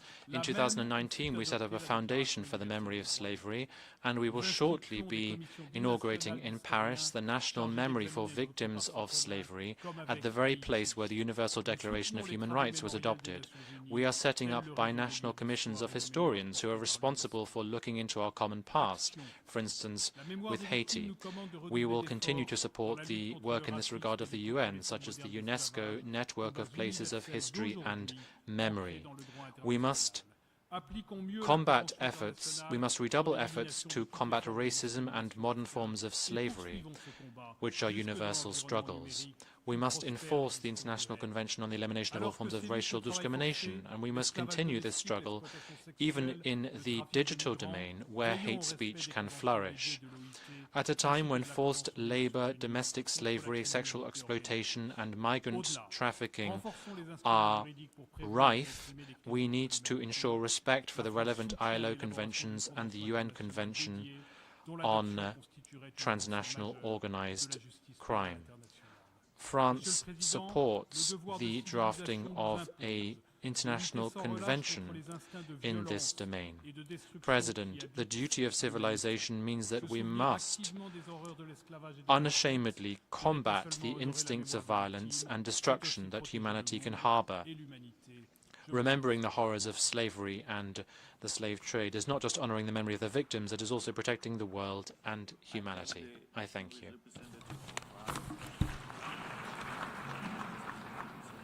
I thank the distinguished representative of France. I give the floor to the distinguished representative of Ethiopia.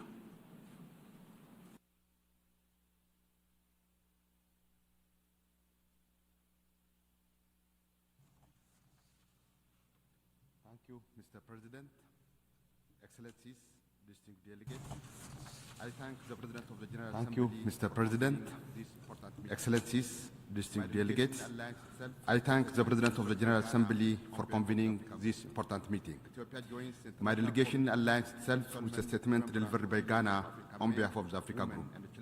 Ethiopia joins the international community in solemn remembrance of millions of African men, women, and children who were subjected to the horrors of slavery and the transatlantic slave trade. This day stands as a reminder of the gravest crime against humanity and historical injustices. The tragedy of slavery stripped generations of their humanity. The transatlantic slave trade and colonialism represent two of history's most extensive crimes against humanity, leaving legacies that continue to adversely influence Africa's contemporary socio-economic landscape and development trajectory. Slavery, apart from its cruel extractive nature, it disrupted social systems and fundamentally reconfigured economies, governance structures, and cultural institutions across Africa and beyond. As we reflect on this painful chapter, we underscore the importance of education, truth-telling, and the preservation of historical memory. We are of the view that acknowledging this gravest crime against humanity is crucial for honoring the victims and also for compensating with reparation for the atrocities committed. Addressing the structural and historical roots of inequality, including the socio-economic consequences that continue to affect people of Africa and African descent particularly, is important. Commemoration, therefore, must go beyond retrospective remembrance. It must serve as a call to confront the living consequences with courage. In the same vein, Ethiopia commends the leadership of Ghana on behalf of the Africa Group for successfully tabling the draft resolution, declaration of the trafficking of enslaved Africans and the racialized chattel enslavement of Africans as the gravest crime against humanity. In conclusion, we pay tribute to the victims of slavery and the transatlantic slave trade, and also to those courageous abolitionists who fought to stop such atrocities. We hope this day would serve as a first step to renew our collective determination to rectifying the damage and build a world founded on the inherent dignity of all humanity. I thank you. I thank the distinguished representative. I now give the floor to the distinguished representative. I thank the distinguished representative of Ethiopia.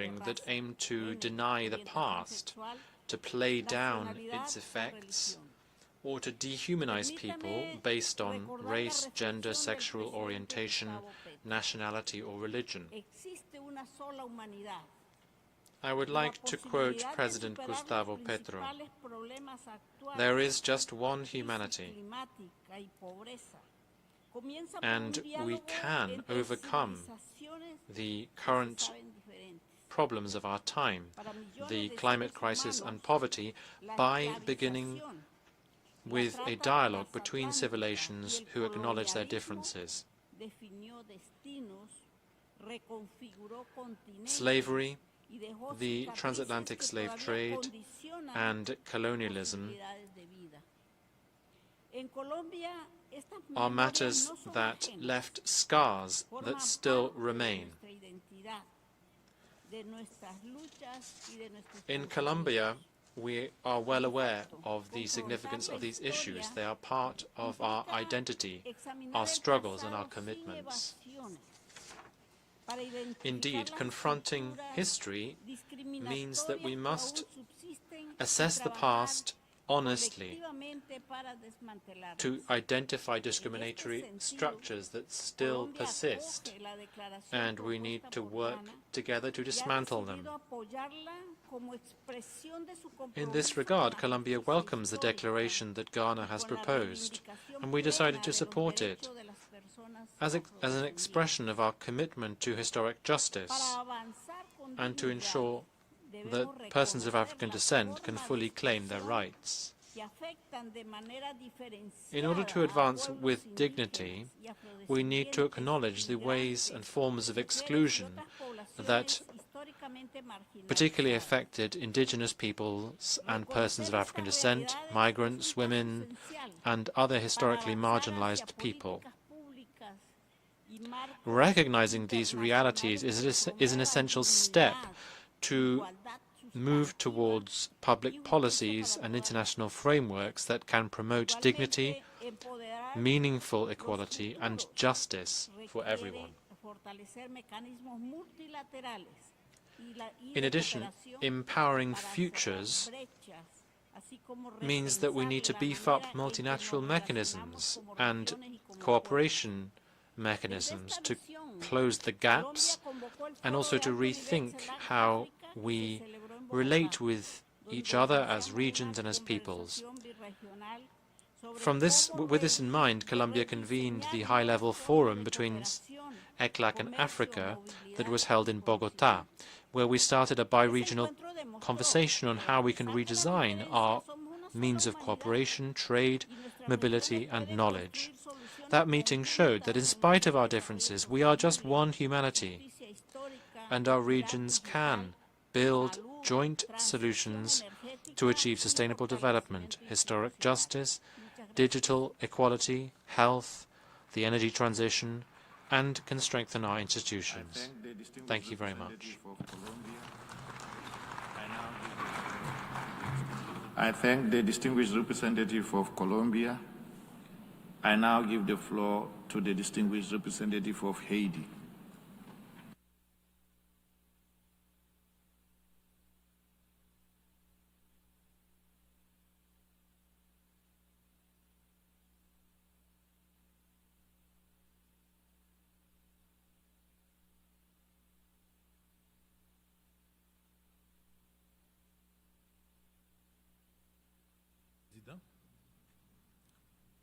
Monsieur le Président, Excellences, Mesdames, Messieurs les ambassadeurs, la République d'Haïti. Mr. President, Your Excellencies, ambassadors, ladies and gentlemen, Haiti welcomes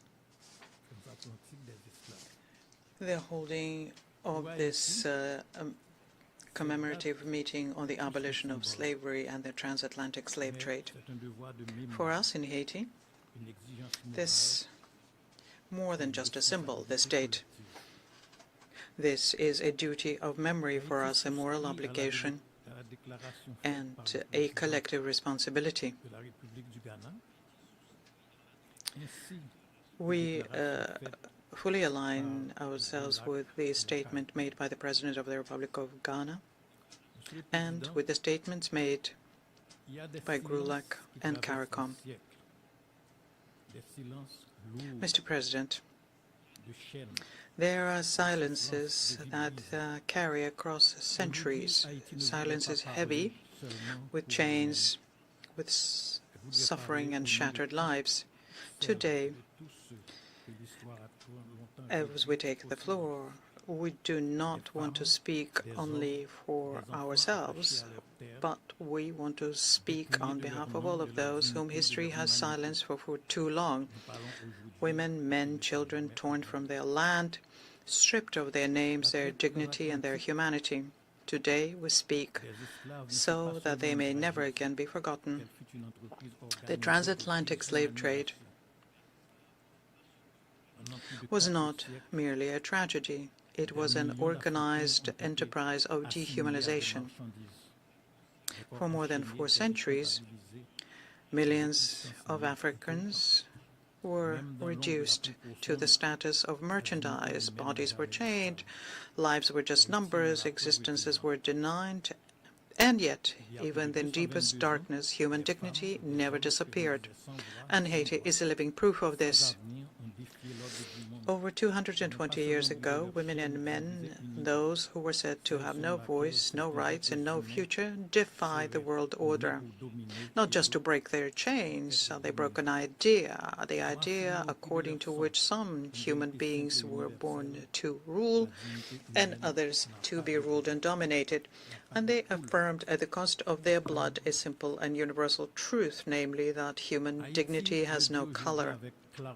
La lutte contre le racisme ne peut être productive que si elle s'accompagne de justice. And Haiti says today very clearly that our fight against racism cannot be candid and sincere unless it's accompanied by justice.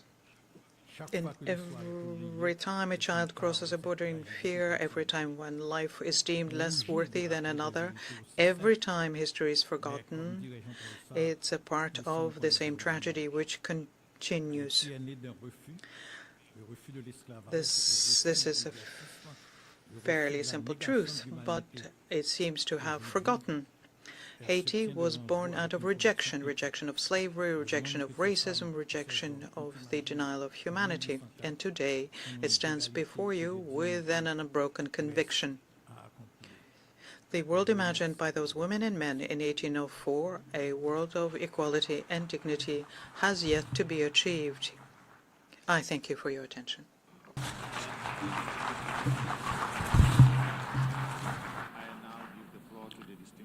I thank the distinguished representative of Haiti. I now give the floor to the distinguished representative of Namibia.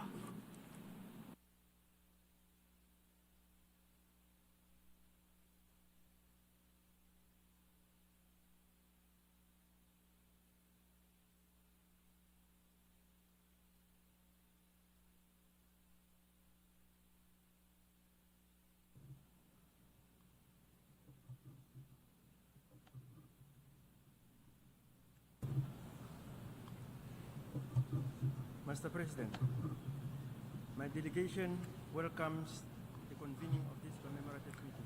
Mr. President, my delegation welcomes the convening of this commemorative meeting of the General Assembly to mark the International Day of Remembrance of the victims of slavery and transatlantic slave trade.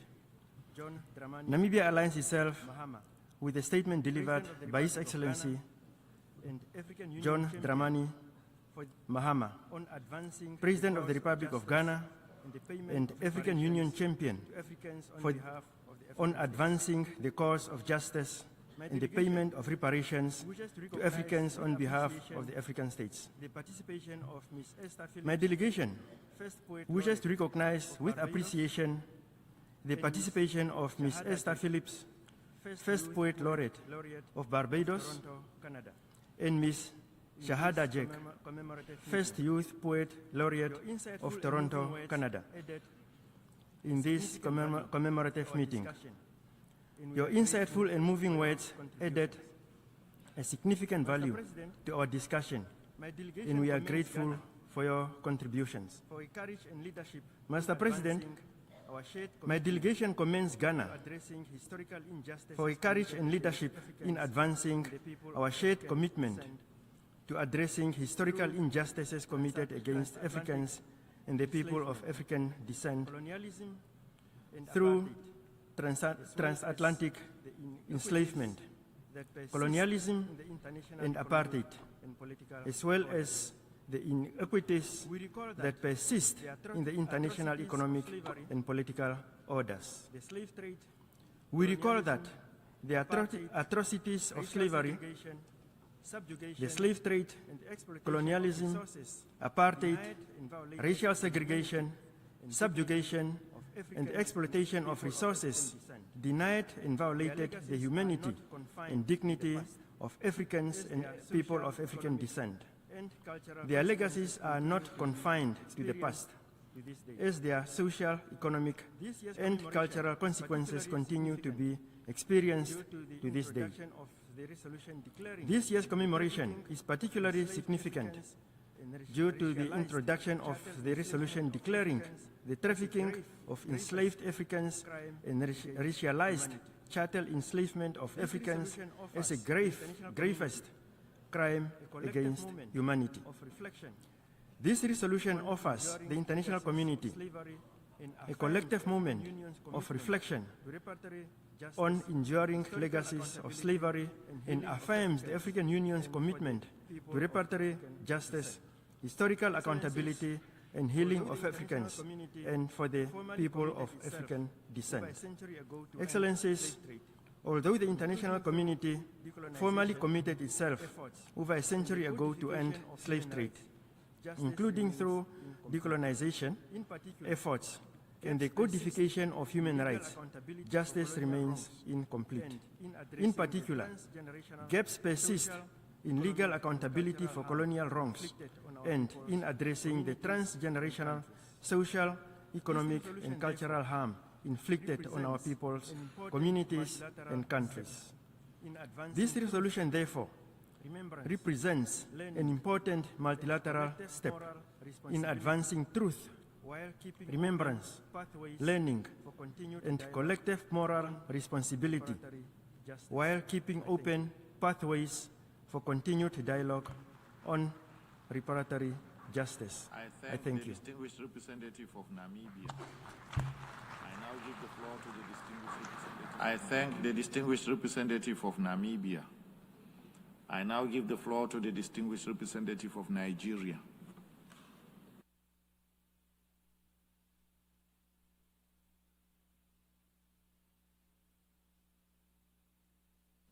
Mr. President, Excellencies, distinguished delegates.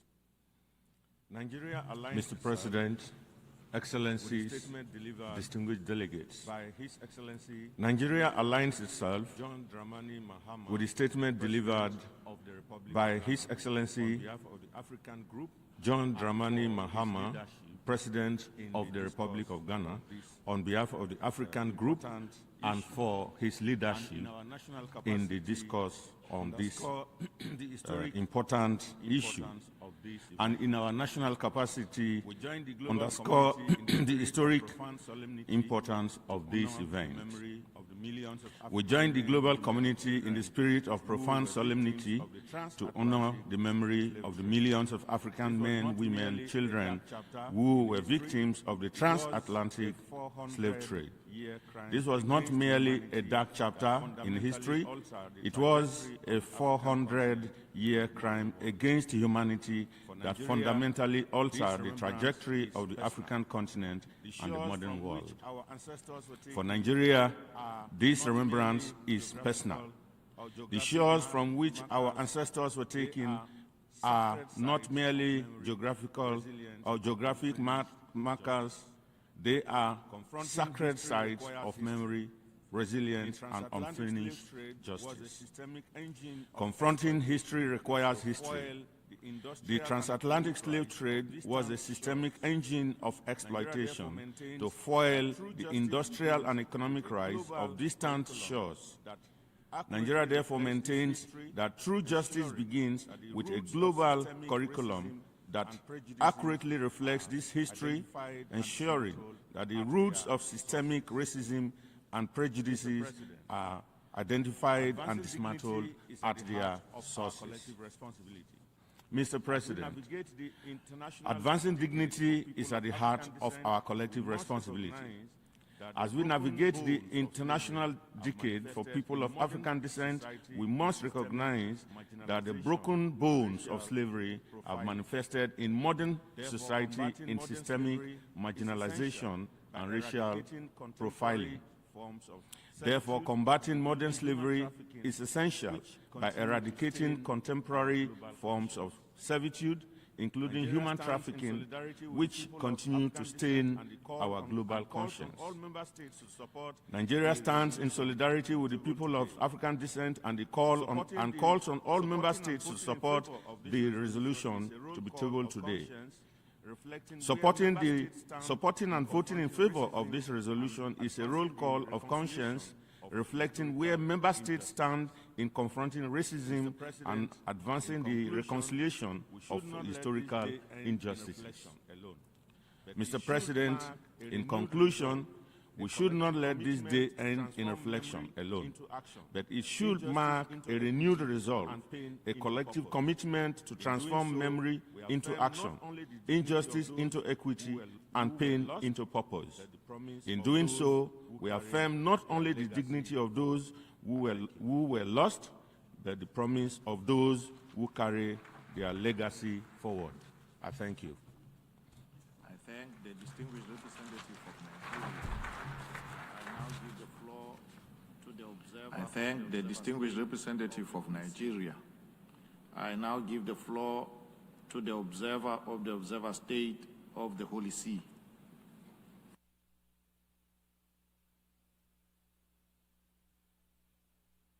President, on this International Day of Remembrance of the victim of slavery and the Transatlantic Slave Trade, on this International Day of Remembrance of the victim of slavery and the Transatlantic Slave Trade, the Holy See delegation joins others in honoring the memory of the millions of people who were victims of enslavement.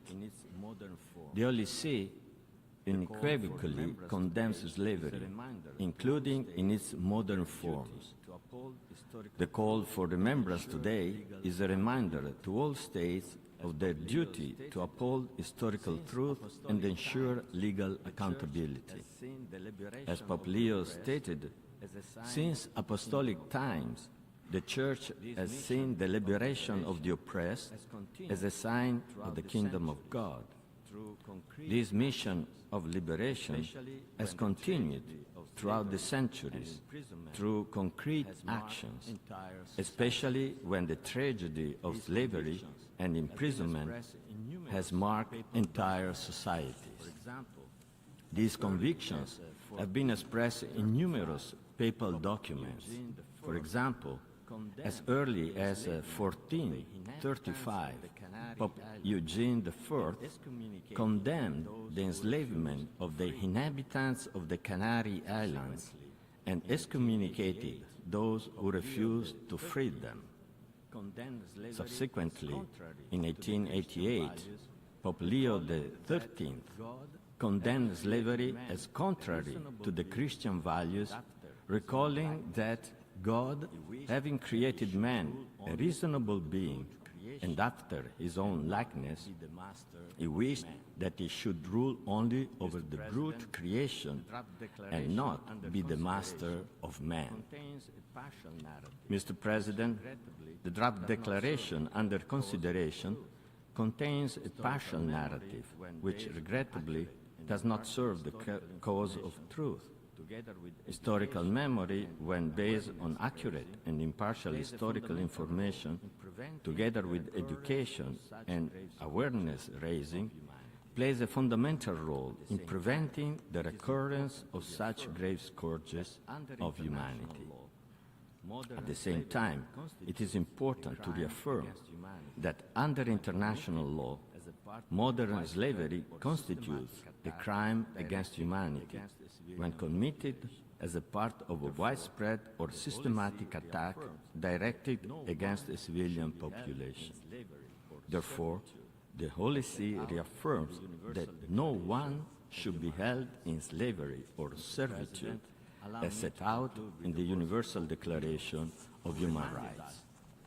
Mr. President, allow me to conclude with the words of Pope Leo, who reminded us that the freedom that Christ gave us is not only interior, it manifests itself in history as love that cares for and frees us from every bond of slavery.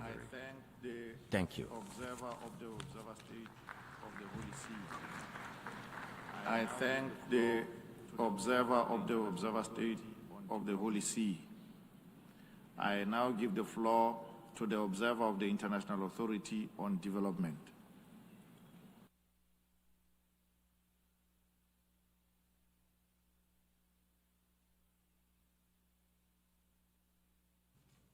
Mr. Secretary-General, Mr. President, Excellencies and distinguished delegates. Mr. Secretary-General, Mr. President, Excellencies and distinguished delegates. I have the honor to deliver this statement on behalf of His Excellency Dr. Annalena Baerbock, the Executive Secretary of IGAD. And I would like to confirm that my delegation aligns with the statement made by the Republic of Ghana on behalf of African states. We gather today in remembrance of a history that reshaped humanity. The Transatlantic Slave Trade scattered families, separated generations, and disrupted the very foundation of human society. Millions were taken, communities were broken, human dignity was denied on a scale that continues to defy global realities. Its consequences did not end. They remain present. Across generations, many still live with the weight of that history, through inequality, through limited opportunities, and through systems that continue to reflect those imbalances. Mr. President, although we cannot change the past, we carry full responsibility for how its consequences are addressed. That responsibility is not symbolic, it is practical, and it is immediate. Today, nearly 50 million people are living in conditions of modern-day slavery. Throughout labor, human trafficking, and exploitation that continues in different forms. This reality calls for a clarity of purpose. Human dignity must be protected, consistent and without exception. Excellencies, Africa's history reflects both of suffering and strength. From the shores where millions were taken, to moments like Adwa, where dignity was defended with determination, our one principle remains constant. Dignity endures, and it demands recognition. Mr. President, the theme before us, justice in action, confronting history, advancing dignity, empowering future, calls for a steady and deliberated progress. It calls for implementation. It calls for partnership. It calls for accountability. As the Executive Secretary of IGAD has emphasized, justice gains meaning when action reflects memory. Excellencies, the United Nations provides the framework. Member states provide the leadership. And together, progress becomes possible. Sustained implementation of commitment is essential. Continued cooperation is necessary. And shared responsibility must remain at the center of our effort. Mr. President, this day is a day of what humanity has endured. It is also a reminder of what humanity can correct.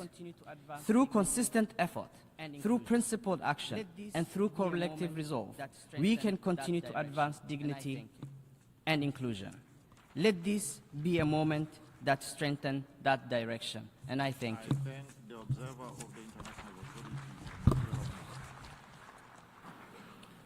I thank the observer of the International Authority on Development.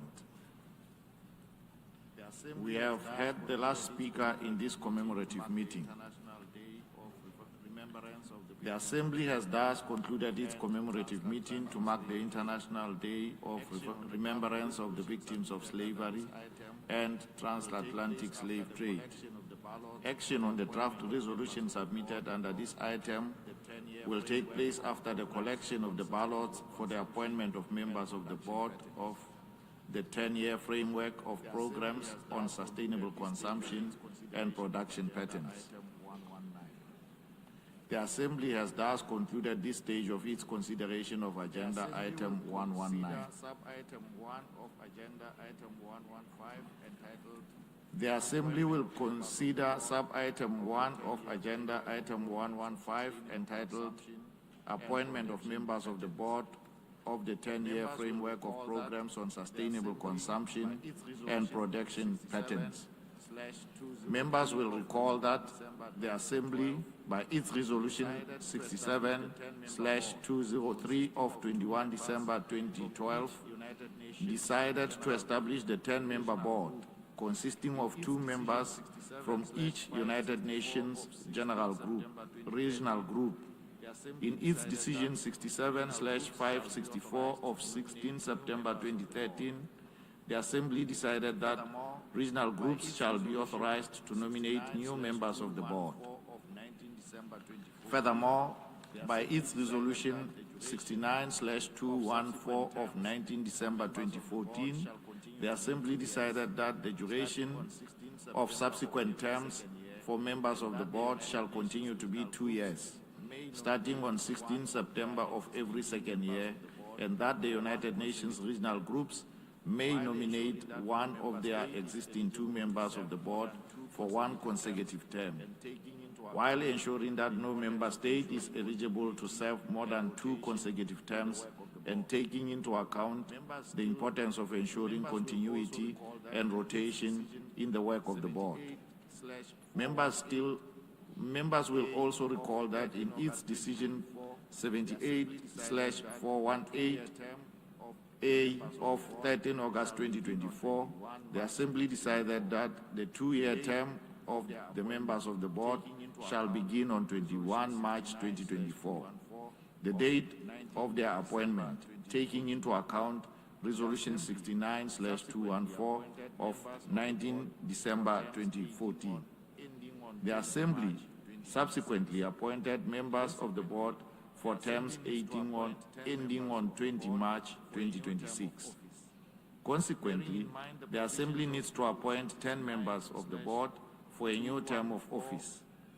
Bearing in mind the provisions of Resolution 69/214 as outlined above, I propose that the new 2-year term of the members of the board shall begin on the date of their appointment, that is today, 25 March 2026.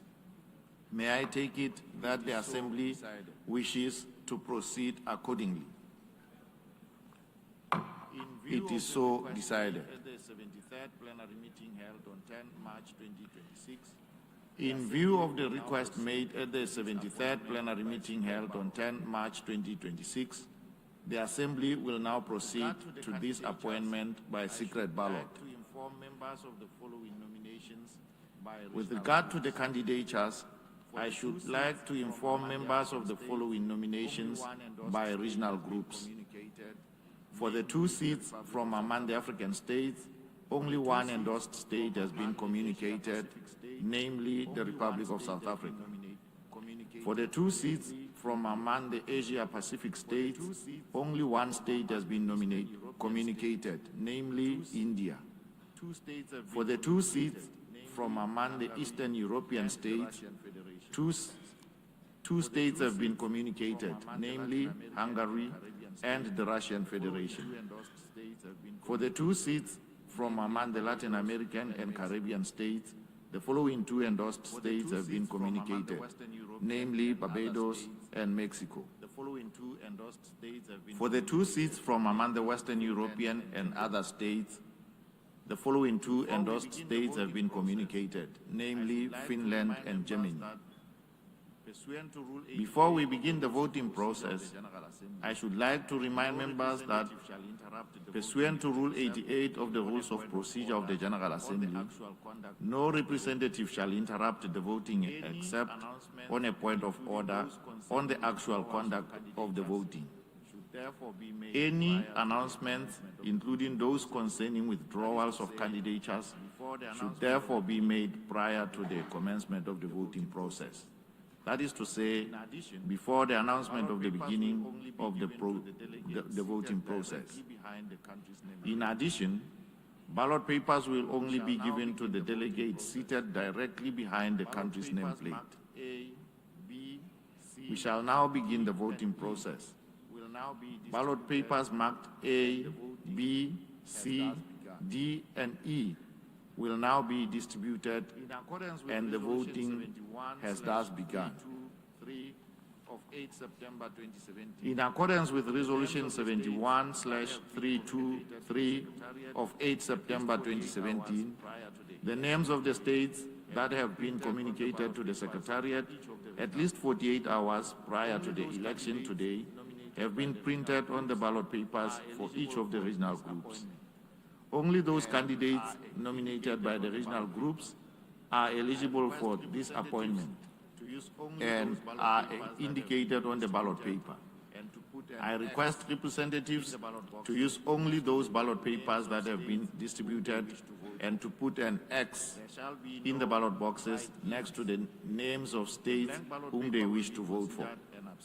There shall be no write-ins. A blank ballot paper will be considered an abstention. If a ballot paper contains any notation other than votes in favor of eligible member states, those notations will be disregarded. I invite the representatives of the following states to serve as tellers and to accompany the conference officers as they collect the ballot papers: Brunei Darussalam, Ecuador, Italy, Lesotho, Montenegro, and Sweden.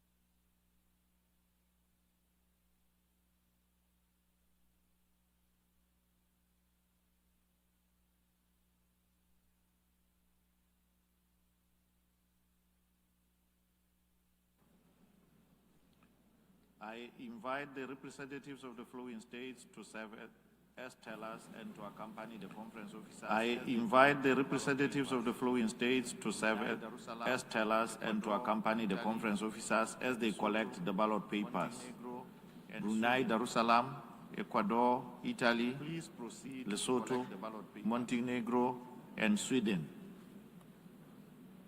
Please proceed to collect the ballot papers.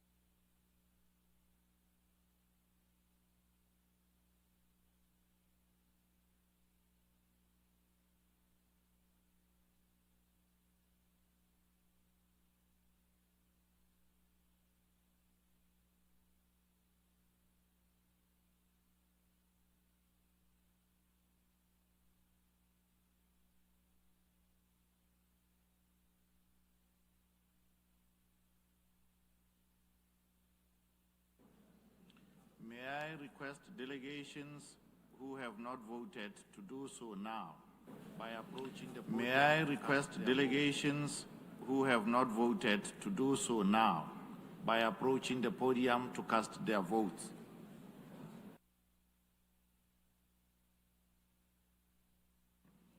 The voting is now closed.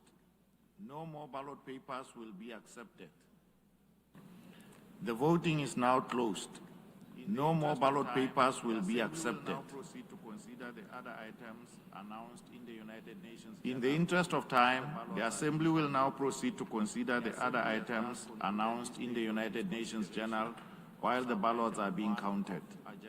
The Assembly has thus concluded this stage of its consideration of sub-item 1 of Agenda Item 115.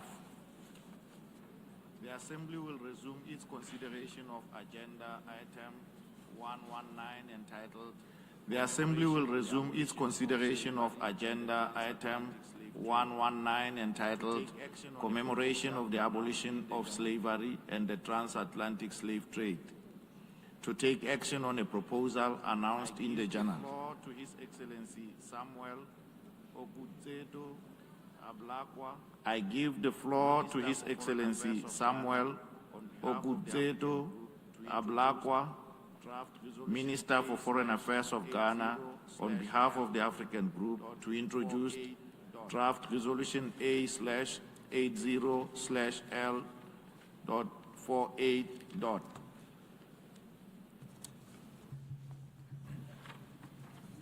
President of the General Assembly,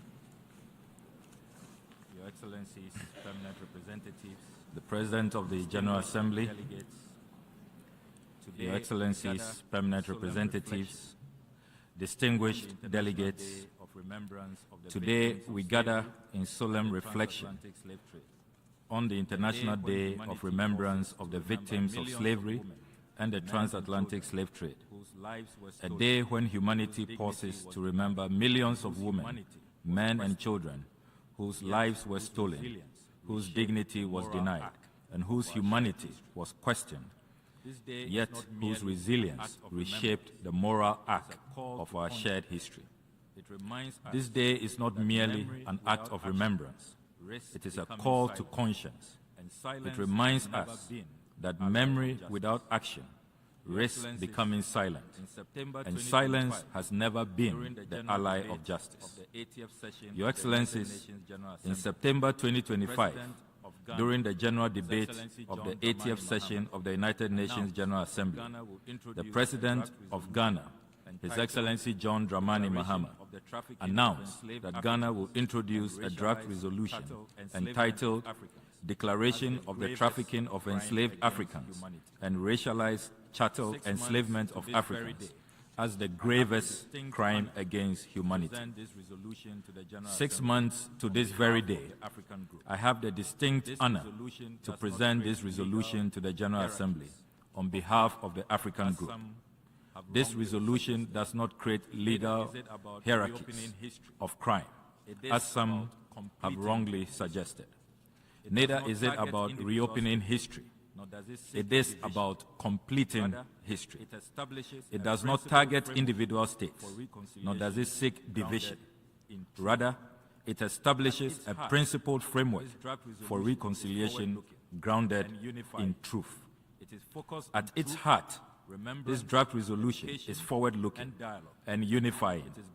It is focused on truth, remembrance, education, and dialogue. It is grounded not in retribution, but in moral recognition. And it is intended to strengthen global efforts to combat racism, racial discrimination, and xenophobia in all its forms. Excellencies, its objectives are clear: to provide formal and unequivocal recognition within the United Nations system of the world-breaking and world-redefining impact of the enslavement of Africans and racialized chattel enslavement of Africans and people of African descent, to affirm their enduring consequences, not only for Africa and the people of African descent, but all of humanity, and cooperation, to reinforce ongoing global efforts toward reparatory justice through dialogue and cooperation, and to strengthen international solidarity in the fight against systemic racism and historical denialism. Distinguished delegates, the African Group expresses its sincere appreciation to all delegations for their constructive engagement throughout the negotiations. We believe that the present draft reflects the broadest possible views of member states on this important issue. Regrettably, legal technicalities and procedural arguments have been invoked to once again silence voices, to bury history, obscure clarity, and to prevent this noble institution from speaking plainly and firmly. But history does not disappear when ignored. Truth does not weaken when delayed. Crime does not rot, as we say in Africa. And justice does not expire with time. In affirming this declaration, we do more than honor memories. We strengthen the very foundations of justice upon which the United Nations was built. We affirm that human dignity is indivisible, that suffering must be acknowledged, and that reconciliation begins with truth courageously spoken. Your Excellencies, the founder of Ghana, Osagyefo Dr. Kwame Nkrumah, proclaimed, quote, slavery was not born of racism. Rather, racism was a consequence of slavery. With this racial twist was invented the myth of color inferiority, unquote. Your Excellencies, the generation that founded this organization emerged from the ashes of global tragedy and pledged that humanity would never again look away from crimes that shock the conscience of humankind. Today, we are called to uphold that promise. The African Group, our co-sponsors, CARICOM, CELAC, our broad coalition of people with good conscience, including the NAACP, the Congressional Black Caucus, members of Parliament in the House of Commons and other places, are sending a very clear message. They are calling upon all member states to stand on the right side of history, and in our shared humanity, to vote in favor of this resolution. And in doing so, reaffirm not only the past we remember, but the future we seek to build together. A future of social justice, a future of equality, and a future of mutual respect for human life. I thank you very much, Your Excellencies. I thank the Minister for Foreign Affairs of Ghana. I thank the Minister for Foreign Affairs of Ghana. We shall now proceed to consider draft resolution A/80/L.4A. Thank you, Mr. President. The present oral statement is made. I give the floor to the representative of the Secretariat. Thank you, Mr. President. The present oral statement is made in the context of Rule 153 of the Rules of Procedure of the Assembly. The present statement has also been distributed to Member States. The request contained in Operative Paragraph 15 of the draft resolution would constitute an addition to the workload of the Office of the United Nations High Commissioner for Human Rights and the Department for the General Assembly and Conference Management in 2027, and entail additional resource requirements, net of staff assessment, in the amount of $117,700 in 2027. Detailed cost estimates and their underlying assumptions for the requirements are provided in the annex to this statement, which has been circulated. Accordingly, should the General Assembly adopt the draft resolution, L48, additional resource requirements estimated in the amount of $117,700 net of staff assessment would be included in the proposed program budget for 2027 under Section 2, General Assembly and Economic and Social Council Affairs and Conference Management, and Section 24, Human Rights for the consideration of the General Assembly at its 81st session. In addition, an amount of $12,800 would be included under Section 36, Staff Assessment, to be offset by an equivalent amount under Income Section 1, Income from Staff Assessment. Thank you, Mr. President. For your information, the draft resolution has closed for... I thank the representative of the Secretariat. I give the floor to the... For your information, the draft resolution has closed for e-sponsorship. I give the floor to the representative of the Secretariat. Mr. President, I should like to announce that since the submission of the draft resolution, and in addition to the delegations listed on the L document, the foreign countries have also become co-sponsors of A/80/L48. Antigua and Barbuda, Bahamas, Bangladesh, Belize, Brazil, Colombia, Haiti, Maldives, Pakistan, St. Lucia, Tajikistan, Timor-Leste, and the State of Palestine. If any other countries wish to co-sponsor L48, please signify by pressing the microphone button now. I see Kyrgyzstan, the Philippines, Cameroon, although Cameroon is already on the L document. The Philippines, Cameroon, although Cameroon is already on the L document. Thank you, Mr. President. That concludes additional co-sponsorship. Thank you, Mr. President. For explanations of vote before the vote, may I remind delegations that they are... Before giving the floor for explanations of vote before the vote, 5 minutes. May I remind delegations that they are strongly urged to limit explanations of vote to 5 minutes, which should in any case not exceed 10 minutes and be made from their seats. To the distinguished representative of the United States. I now give the floor to the distinguished representative of the United States. Thank you, Mr. Chairman. The United States remains steadfast in its opposition and condemnation of historic... Thank you, Mr. Chairman.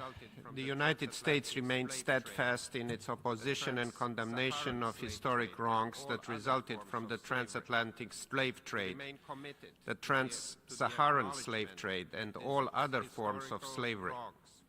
We remain committed to the acknowledgement that these historical wrongs. Despite this, the United States observes that the text of this resolution remains highly problematic in countless respects. Consequently, the United States cannot support the adoption of this resolution. We regret that the United States must once again remind this body that the United Nations exists to maintain international peace and security. It was not founded to advance narrow, specific interests and agendas, to establish niche international days, or to create new costly meeting and reporting mandates. This resolution does all three. The United States has defined long-standing objectives to the framing of reparatory justice and the duty of reparation for historical wrongs. While we acknowledge the horrors of the past, we do not accept this resolution's assertion that historical facts from the 15th through 19th century constitute violations of jus cogens, as the term is understood in contemporary international law. The United States also does not recognize a legal right to reparations for historical wrongs that were not illegal under international law at the time they occurred. In addition to its obvious legal problems, this resolution is also unclear as to who the recipients of reparatory justice would be. The drafters and supporters of this resolution seem to believe it is them. The United States strongly objects to the cynical usage of historical wrongs as a leverage point in an attempt to reallocate modern resources to people and nations who are distantly related to the historical victims. As stated at the outset of these negotiations, the United States also strongly objects to the resolution's attempt to rank crimes against humanity in any type of hierarchy. The assertion that some crimes against humanity are less severe than others objectively diminishes the suffering of countless victims and survivors of other atrocities throughout history. This is not a competition. This attempted ranking is also simply incorrect as a matter of law. The United States would also like to express disappointment in the arbitrary historical perspective of the text. Trafficking in African slaves began long before the 15th century and sadly continued even after the 19th. These dates were clearly selected for political reasons rather than historical accuracy. All trafficking of enslaved Africans and racialized chattel enslavement of Africans deserve to be condemned, not merely the political expedient. Also, there are some fake news articles suggesting that the sponsors of this resolution called into question President Trump's support of the black community. We reject any such suggestions.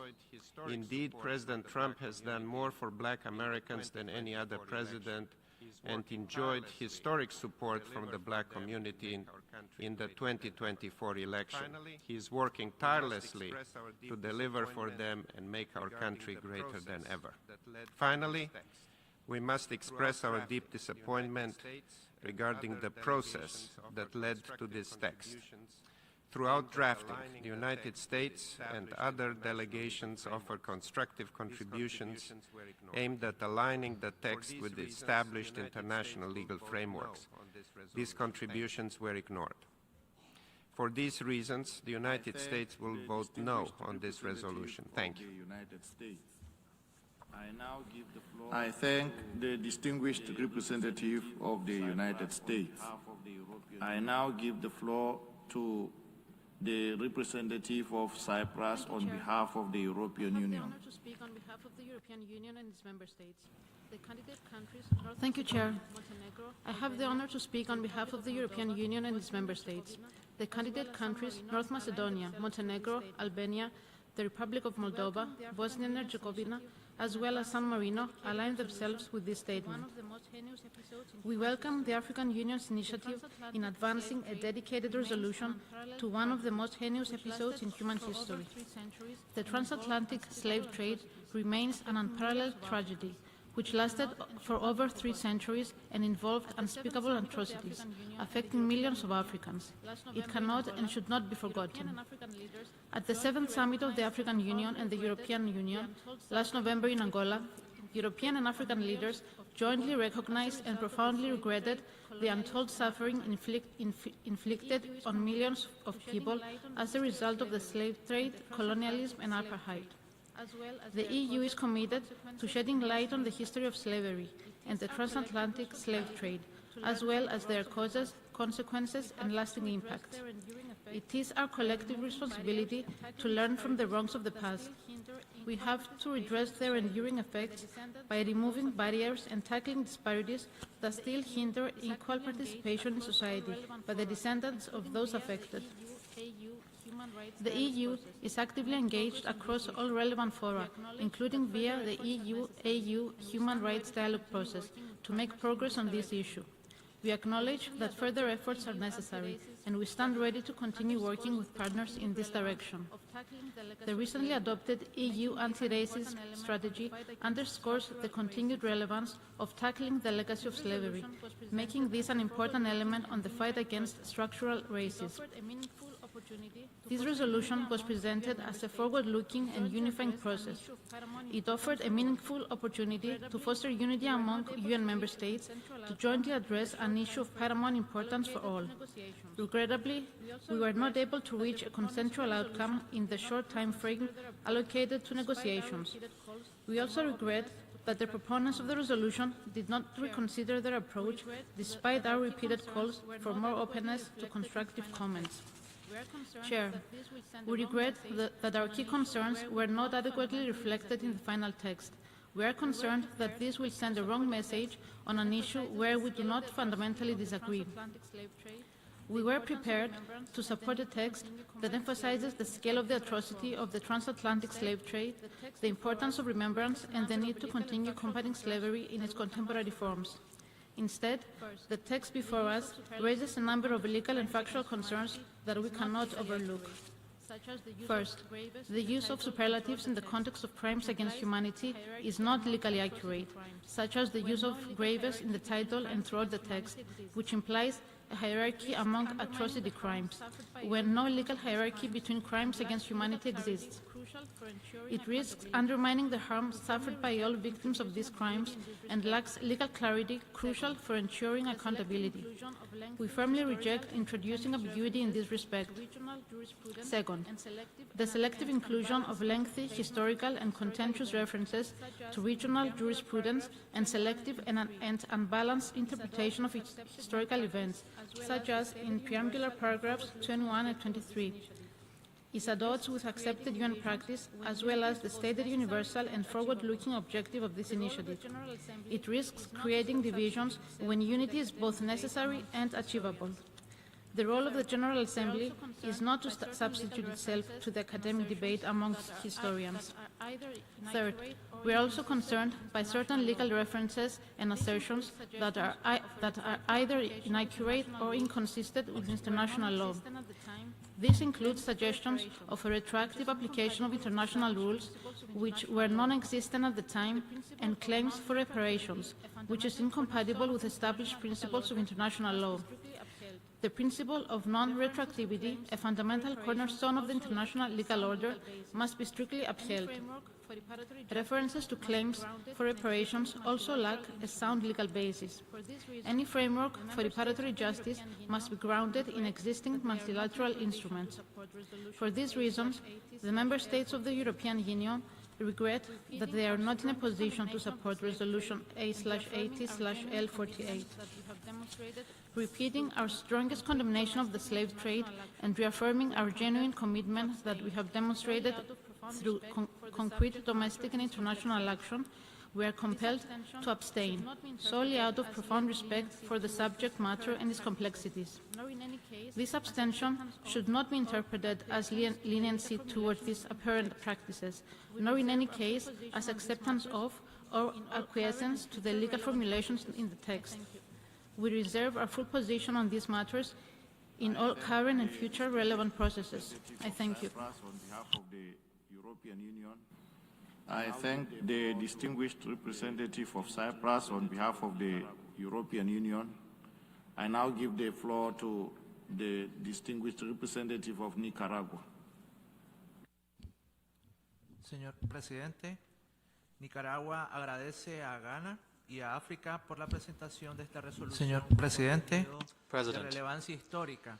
Nicaragua would like to thank Ghana and Africa for presenting this resolution, which has true historic, moral and political relevance for peoples who were victims of invasion, occupation and European conquest that led to colonialism, slavery, the looting of natural resources, and the subsequent suffering from this genocide perpetrated against our people, destroying cultures that the European invaders, with their limited knowledge, did not possess the capacity to understand the social, philosophical, and spiritual structures thereof, which led to barbarism and the extermination of entire peoples. For the people of our Americas, this memory is an inherent part of our determination to be free and never slaves. Nicaragua, in its struggle against colonialism, abolished slavery and its atrocities in 1821, and we recognize that the transatlantic slave trade of our African brothers and sisters and racialized slavery were one of the most cruel manifestations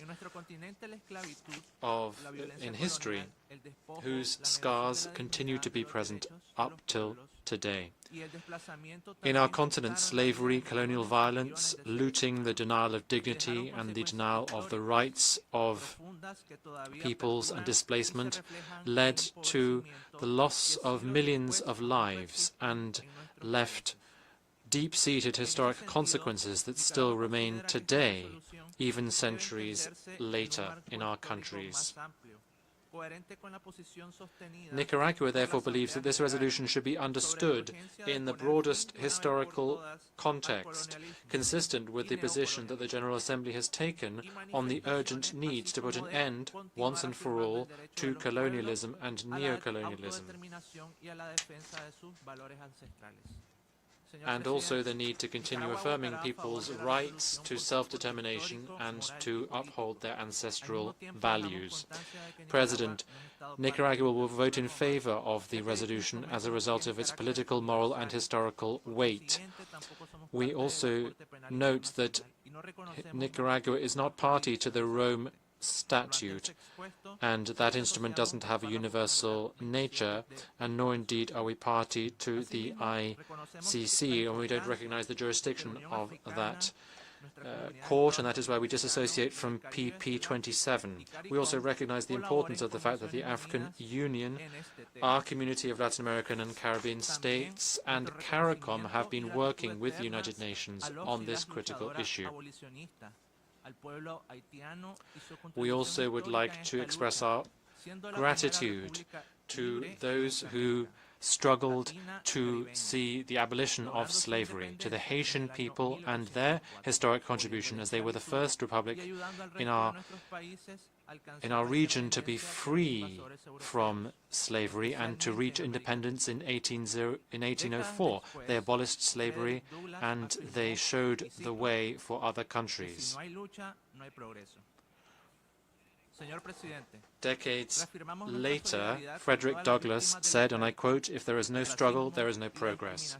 President, we reaffirm our solidarity with all of the victims of slavery, racism, and discrimination, and we make clear our commitment to historic truth, dignity of victims, and the need for the international community to continue to address these crimes in order for there to be historic justice, redress, and dignity, given the consequences and the legacy of slavery, the slave trade, and colonialism. Thank you.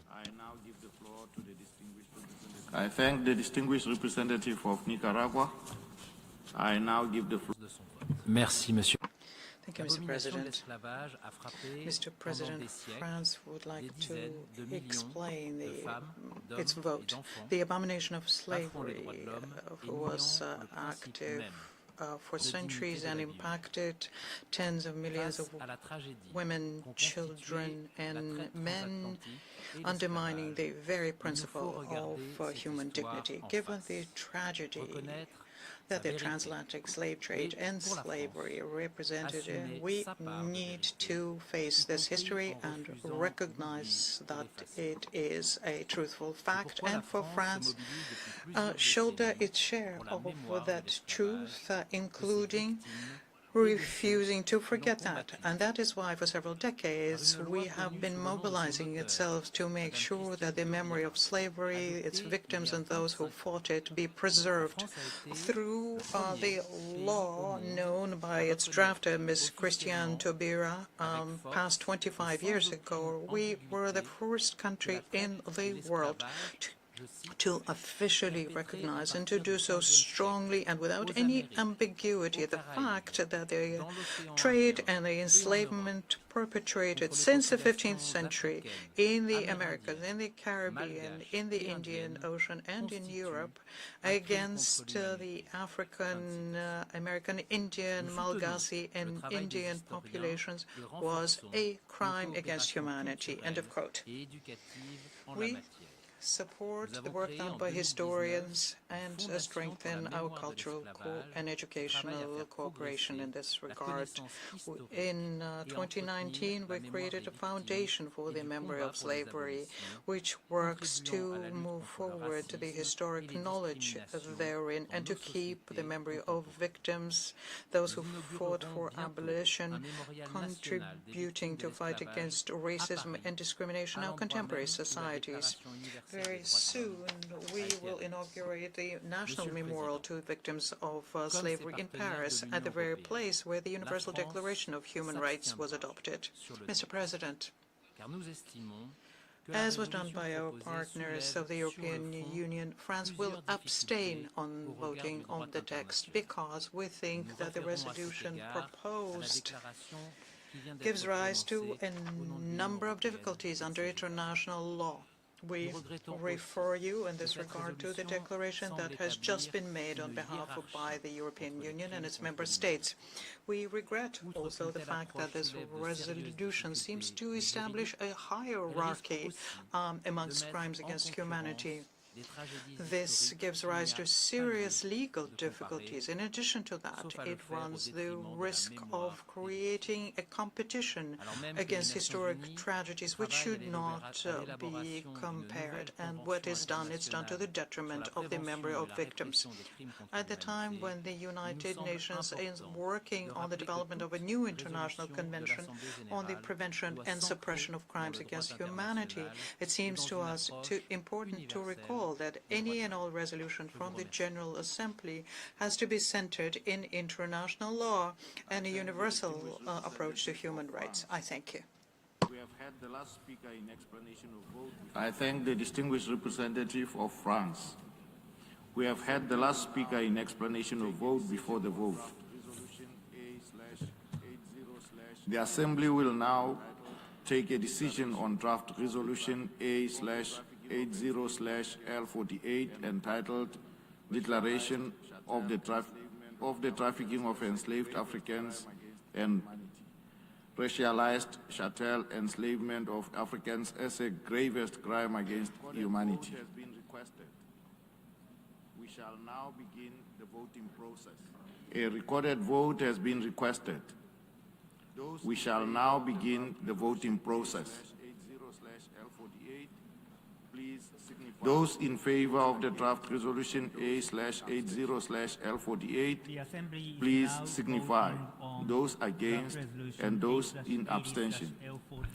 The Assembly is now voting on draft resolution A/80/L48 entitled Declaration of the Trafficking of Enslaved Africans and Racialized Chattel Enslavement of Africans as the gravest crime against humanity. Will all delegations confirm that their votes are accurately reflected on the screen? Has been completed. Please lock the machine. The voting has been completed. Please lock the machine.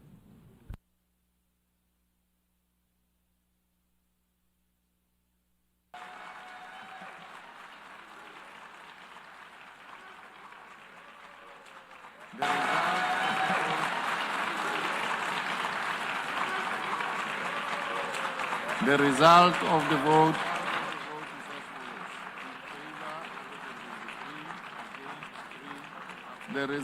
the vote is as follows. In favor, 123, against 3, abstentions 52.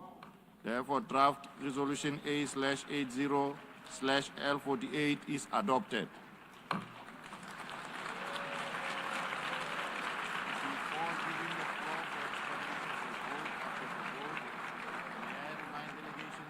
Before giving the floor for explanations of vote after the vote, May I remind delegations that they are strongly urged to limit explanations of vote to 5 minutes, which should in any case not exceed 10 minutes and be made from their seats. Representative of Trinidad and Tobago. I give the floor to the distinguished representative of Trinidad and Tobago. Thank you, Chair. Excellencies. I have the honor. Thank you, Chair. Excellencies. I have the honor to deliver a statement on behalf of the 14 member states of the Caribbean Community CARICOM in explanation of our vote. CARICOM voted in support of this resolution because of our historical attachment to the issue of the trafficking of enslaved Africans and the racialized chattel enslavement of Africans. The recognition today by those member states that supported this resolution and the declaration is a critical first step towards redressing the injustices perpetuated over the 400 years of the transatlantic slave trade. In this vein, CARICOM remains a strong advocate for the advancement of reparatory justice for the historical atrocities perpetuated against our forebears during the period of colonialism and the transatlantic slave trade, as well as the persistent legacies thereof. CARICOM therefore reiterates our support in principle for this initiative undertaken by Ghana on behalf of the African Union to advance the issue of reparatory justice. Given the importance of this issue, CARICOM stresses that implementation of the resolution must be done in a collaborative manner and in full partnership with the entire membership. CARICOM commits to contributing to taking forward the implementation of this resolution in line with the region's priorities, including the 10-point plan for reparatory justice. We will continue to engage meaningfully in future discussions on this important issue, including on ways to take forward the important provisions contained in the resolution. I thank you, Chair. I now give the floor to the distinguished representative. I thank the distinguished representative of Trinidad and Tobago. I now give the floor to the distinguished representative of New Zealand. Thank you, President. It is clear from the grim testimony that we have heard today that slavery and the transatlantic slave trade. It is clear from the grim testimony that we have heard today that slavery and the transatlantic slave trade were appalling tragedies of an historic scale that constitute grave violations of human dignity and of the fundamental human rights of its victims. New Zealand recognises the profound and lasting impacts of the transatlantic slave trade and thanks Ghana for its efforts in bringing forward this resolution. We acknowledge the historical legacy of the transatlantic slave trade and its lasting impact on many member states. And we welcome the importance placed on continuing education and awareness raising and the increased attention that commemorative events have brought to the issue. New Zealand supports proposals for meaningful, truthful and respectful dialogue among those most impacted, including reparatory justice and reconciliation through appropriate frameworks. We encourage the continued promotion of comprehensive educational programs, memorialization initiatives and research on slavery, the trafficking of enslaved Africans and racialized chattel enslavement of Africans and their consequences. We had hoped to be able to vote in favour of this resolution, but regrettably New Zealand was not in a position to endorse all aspects of the text presented today. New Zealand acknowledges the significance and horrific scale of transatlantic slavery, but it is not able to endorse a text that suggests a hierarchy of crimes against humanity and which has implications for other multilateral processes underway related to the progressive development of international law. New Zealand acknowledges the importance of restorative justice processes, including issues such as reparations, but believes these are more appropriately pursued through relevant judicial tribunals or agreed international legal forums. New Zealand was, unfortunately, not able to vote in favour of the text today, but we thank Ghana and the other co-sponsors once again for the resolution and reaffirm our support for meaningful dialogue, education and progress on addressing the impacts of the transatlantic slave trade. I thank you. I I thank the distinguished representative of New Zealand. I give the floor to the distinguished representative of Peru. El Perú agradece a la distinguida delegación de Ghana. Gracias, Presidenta. Thank you, President. Que ha permitido retomar una reflexión Peru would seria like y to thank the distinguished delegation of sobre la Ghana for this esclavización y la initiative, trata de personas africanas. which has made it possible for Nuestro us voto es to coherente undertake a con los serious compromisos internacionales analysis del Perú, about the encaminados a un seriousness combate of firme para these la issues. erradicación del racismo Our vote y is sus consistent with the manifestaciones international estructurales. commitments that Peru has undertaken El Perú ha votado a favor de in este line proyecto with de our struggle to resolución, eradicate convencido racism de que la and trata all of its transatlántica structural de africanos manifestations. esclavizados, Peru el voted in sistema de favor of the draft esclavitud resolution. realizada, We are convinced that the transatlantic slave trade of Africans and the system of racialized slavery were violations of human rights of such scope that they demand the attention of the international community today. Their consequences are still being felt today in our societies.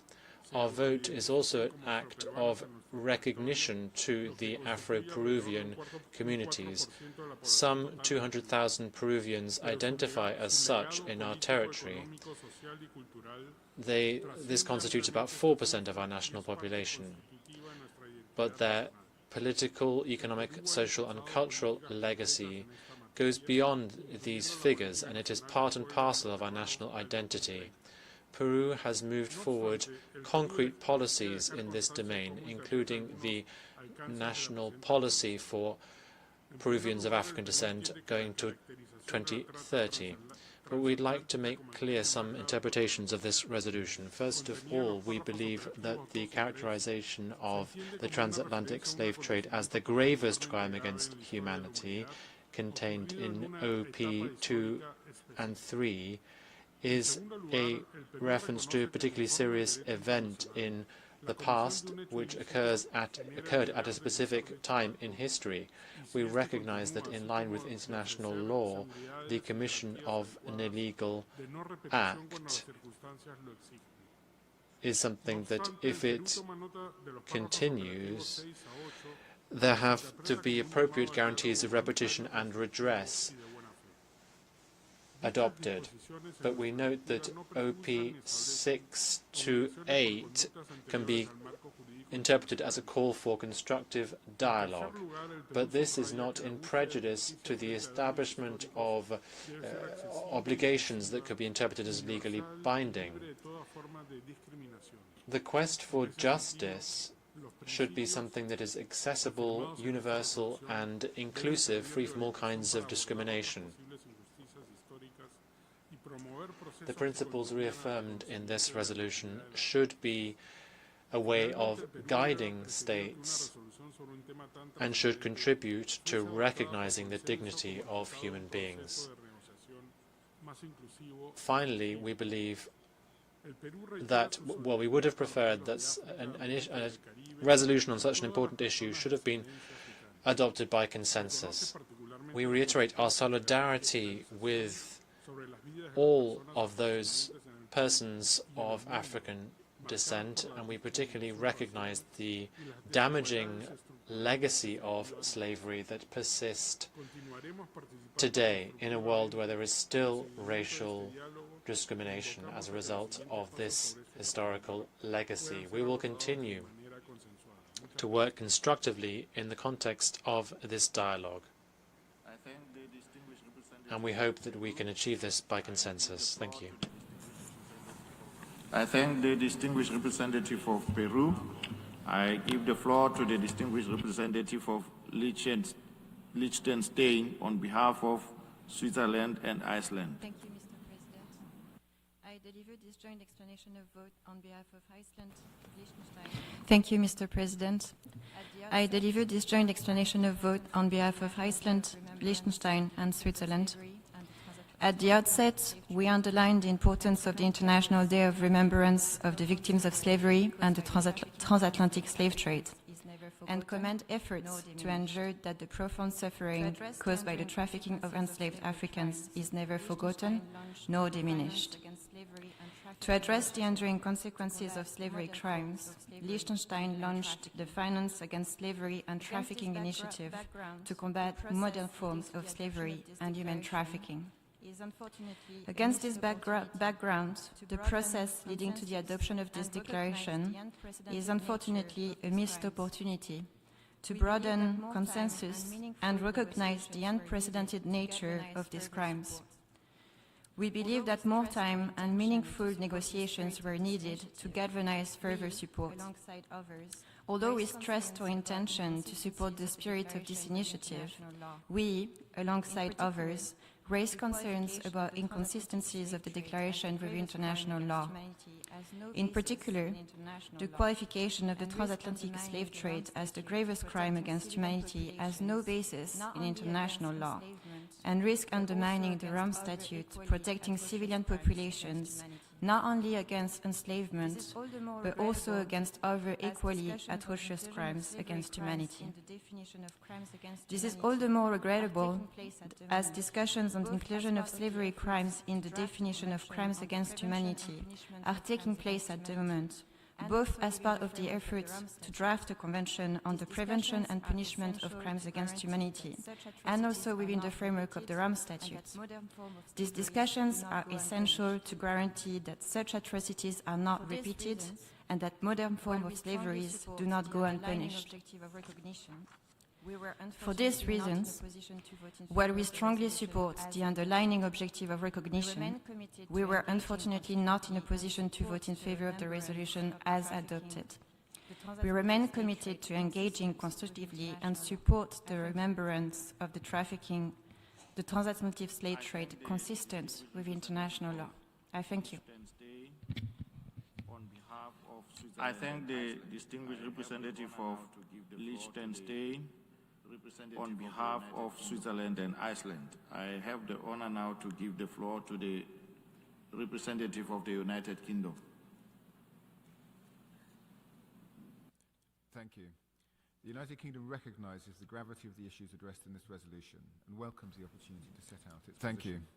The United Kingdom recognizes the gravity of the issues addressed in this resolution and welcomes the opportunity to set out its position. We have repeatedly recognized the abhorrent nature of slavery and the transatlantic slave trade, which inflicted untold harm and misery on millions of people over many decades. Its horrors were profound, and its legacy continues to leave deep scars today. The UK also believes that only by acknowledging and discussing collectively the most painful elements of the history that we share with other nations, including the transatlantic slave trade, can we come together in a spirit of solidarity and mutual respect to respond to the challenges that we all face today. The UK remains committed to that goal. That is why we engaged constructively throughout the negotiations on this resolution in the hope of reaching a consensual-based text. However, despite our efforts, our concerns have not been taken on board. The UK continues to disagree with fundamental propositions of the text and therefore, regrettably, could not vote in favour of it. Firstly, the UK is firmly of the view that we must not create a hierarchy of historical atrocities. Doing so simplifies the complexity and vast scale of suffering endured in different contexts. It risks diminishing the experiences of communities whose trauma and suffering was felt just as strongly. No single set of atrocities should be regarded as more or less significant than another. We should approach all historical injustices with the same seriousness, empathy and respect to ensure that no one group is made to feel that their suffering is being overshadowed or treated as secondary. Furthermore, it's essential and integral to the rule of law that the formation and evolution of international law is governed by clear and well-defined principles. The principles of intertemporality and non-retroactivity are long-standing tenets of international law. They are essential to ensuring legal stability. According to the intertemporal rule, the applicable law is the law of the relevant time. International courts and tribunals have routinely upheld these principles. There is equally no duty to provide reparation for historical acts that were not, at the time those acts were committed, violations of international law. These principles cannot be circumvented by recourse to the concept of continuing harms. are rightly prohibited. The UK welcomes that states have developed international law such that today's slavery and the slave trade are rightly prohibited by treaties and under customary international law, and enslavement is now recognised as a constituent element of a crime against humanity.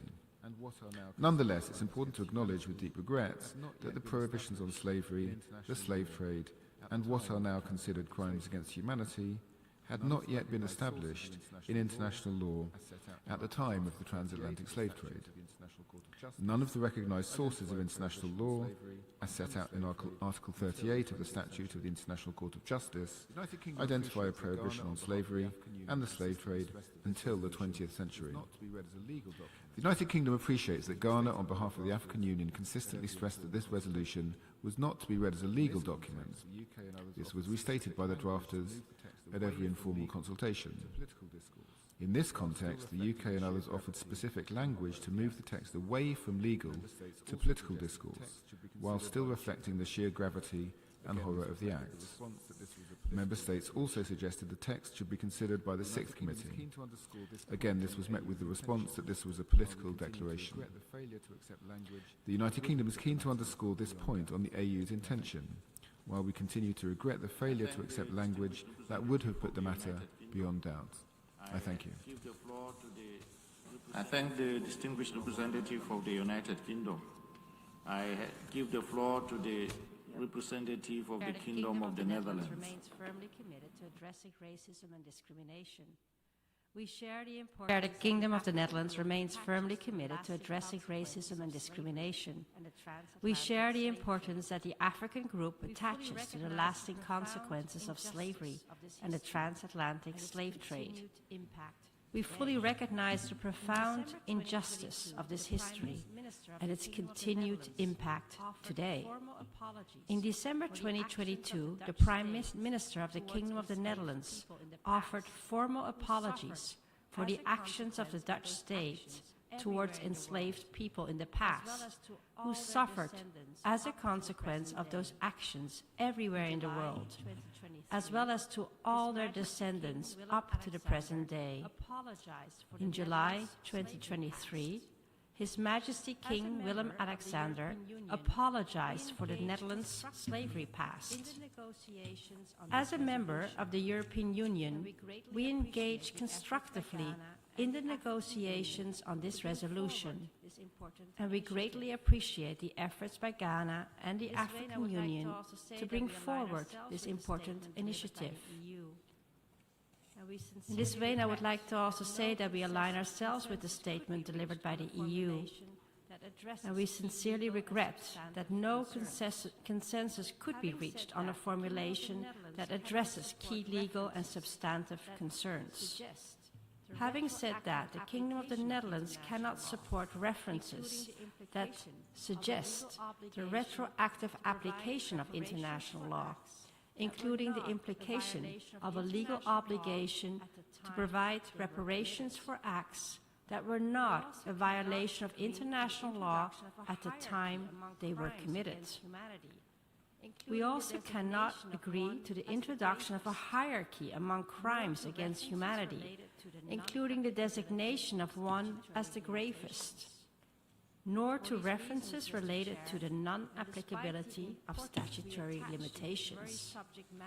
For these reasons, Mr. Chair, and despite the importance we attach to this very subject matter, my delegation has abstained on this resolution. Thank you, Mr. Chair. I thank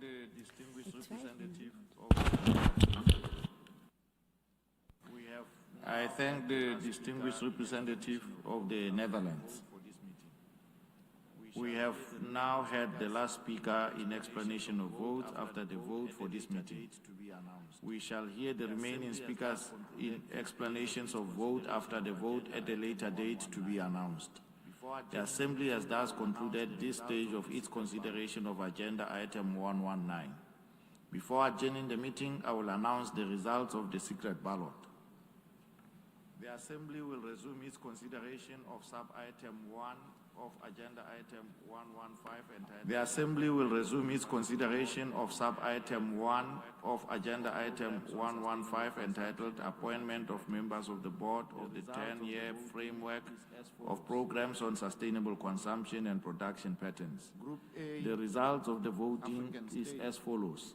Number of ballot papers, 180. Group A, number of African states, number of ballot papers, 180. Number of invalid ballots, 0. Number of valid ballots, 180. Abstentions, 7. Number of members present and voting, 173. Required majority, 87. Number of votes obtained by each member state, South Africa, 173. Number of ballot papers, Group B, Asia Pacific states. Number of ballot papers, 180. Number of invalid ballots, 0. Number of valid ballots, 180. Abstentions, 4. Number of members present and voting, 176. Required majority, 89. Number of votes obtained by each member state. Group C, India, 176.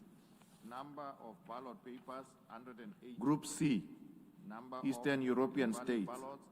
Number of ballot papers, 180. Number of invalid ballots, 0. Number of valid ballots, 180. Abstentions, 7. Number of members present and voting, 173. Required majority, 87. Number of votes obtained by each member state. Hungary, 158. Russian Federation, 126.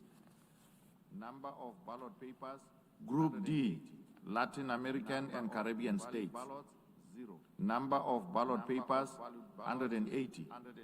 Number of invalid ballots, 0. Number of valid ballots, 180. Abstentions, 6. Number of members present and voting, 174. Required majority, 88. Number of votes obtained by each member state. Barbados, 173. Mexico, 168. Number of ballot papers. Group E, Western European and other states. Number of ballot papers, 180. Number of invalid ballots, 0. Number of valid ballots, 180. Abstentions, 11. Number of members present and voting, 169. Required majority, 85. Number of votes obtained by each member state. Finland, 168. Germany, 166. The following states have thus been appointed as members of the board of the 10-year framework of programs. The following states have thus been appointed as members of the board of the 10-year framework of programs on sustainable consumption and production patterns for a term beginning on 25 March 2026 and ending on 24 March 2028. Barbados, Finland, Germany, Hungary, India, Mexico, the Russian Federation, and the Republic of South Africa. I thank the tellers for their assistance. Members are reminded that the following vacancies remain to be filled for a term beginning on the date of the appointment and expiring on 24 March 2028. 1 member from among the African states and 1 member from the Asia Pacific states. The Assembly has thus concluded this stage of its consideration of sub-item 1 of agenda item 115. I thank the interpreters for the extension granted. The meeting is therefore adjourned.